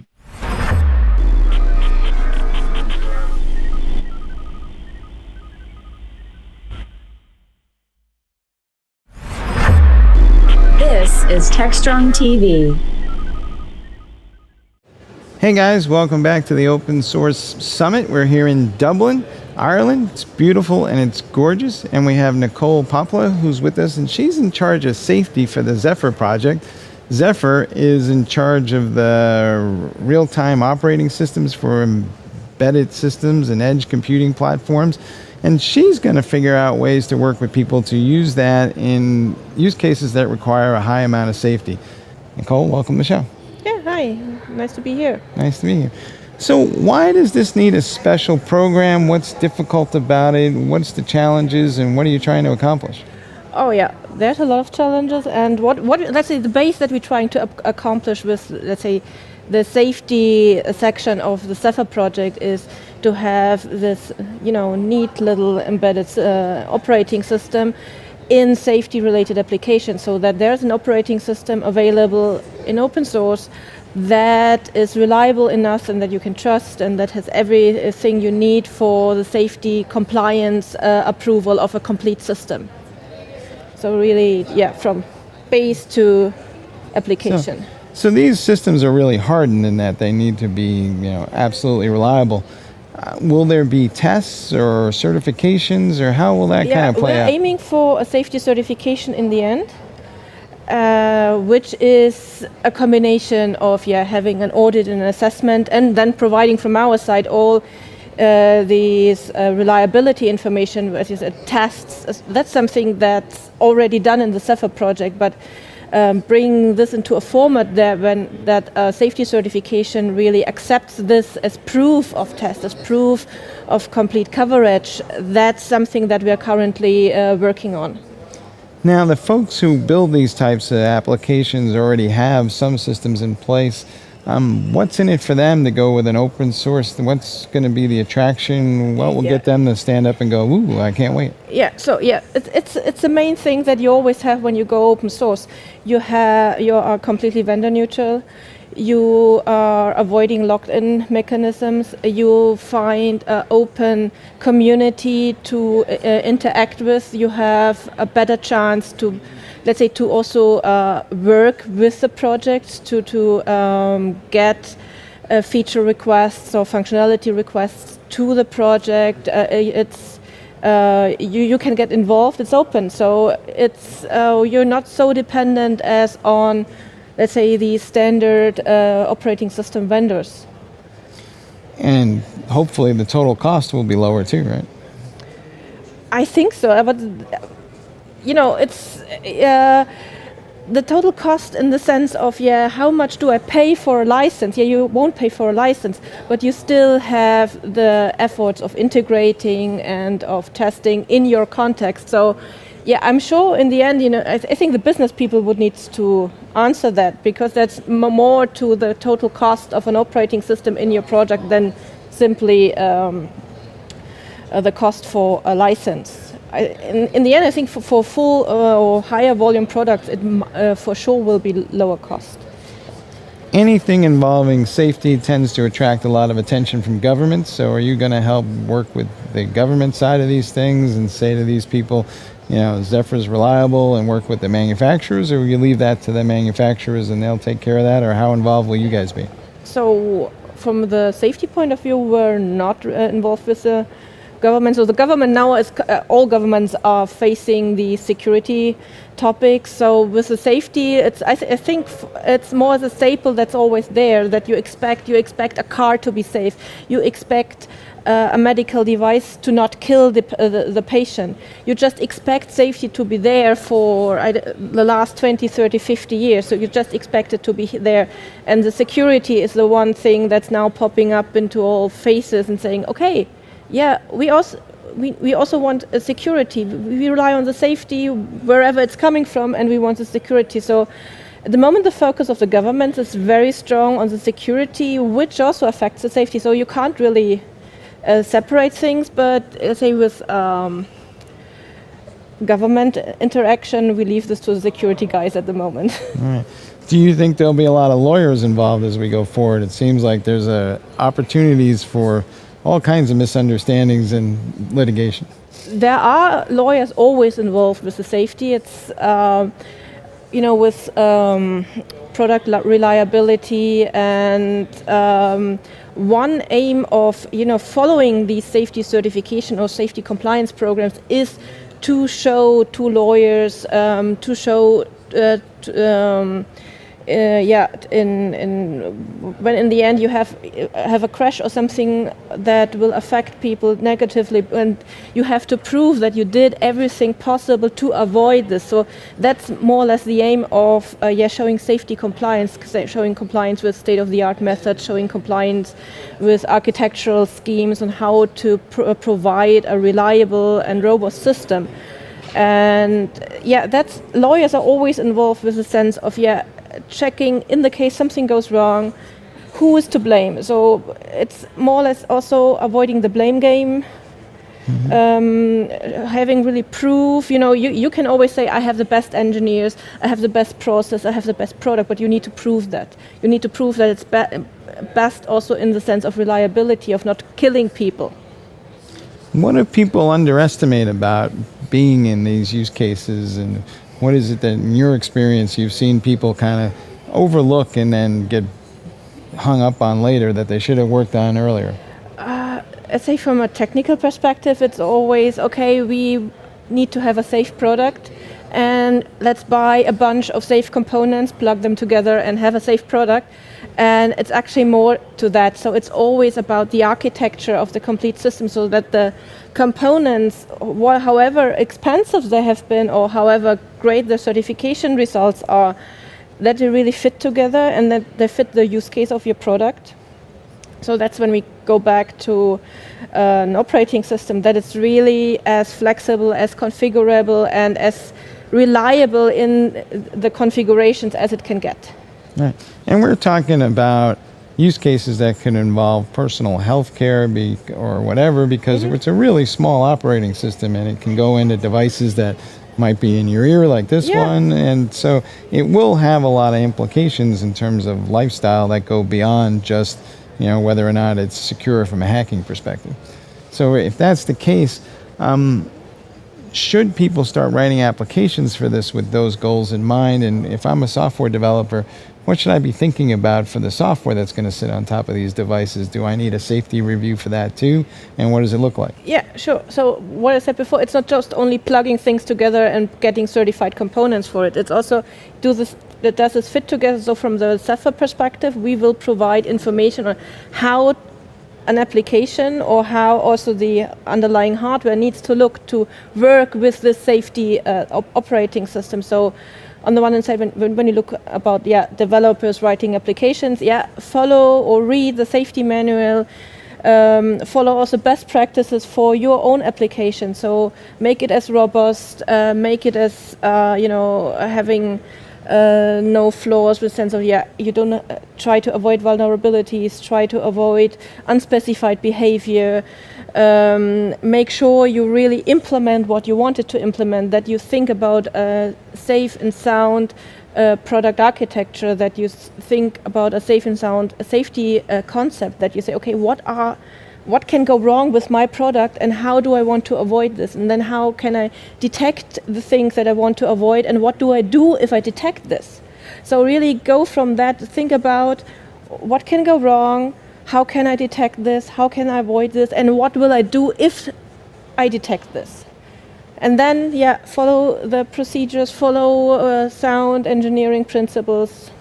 So is there a Zephyr safety manual, or is somebody writing that? There will be. So it's an ongoing process. So we really started with setting up what we need and identifying safety claims and safety requirements, or let's say the safety functionality, the scope that the project will provide for a safety application. And that information will go into the safety manual, plus the information how to really integrate it, plus information how do I test that my application and Zephyr works together in a safe way. Are you looking for volunteers to help with this? I mean, are you recruiting folks? Okay. So what ideally would you need from folks? Or what? So at the moment, attendance in the safety committee is limited to members of the project. But you can always contact us with our Discord channel. There's a self-product Discord channel. There's a safety channel inside that's open for everybody. If you want to get involved, contact us. We will find a way to integrate you to the project, hopefully. And yeah, we're always happy to cooperate and to talk to people who want to know about the current status, who have requests regarding safety, who have an actual use case that they're working on with, and they want to use Zephyr. So we depend a lot about interaction, and that's maybe also one of the nice things of open source. You can always contact us. We're open to requests, we're open to questions, we're open to collaborations. All right, folks, a little bit of a reminder, safety first. Hey, thanks for being on the show. Thank you. And we'll be back in a few minutes.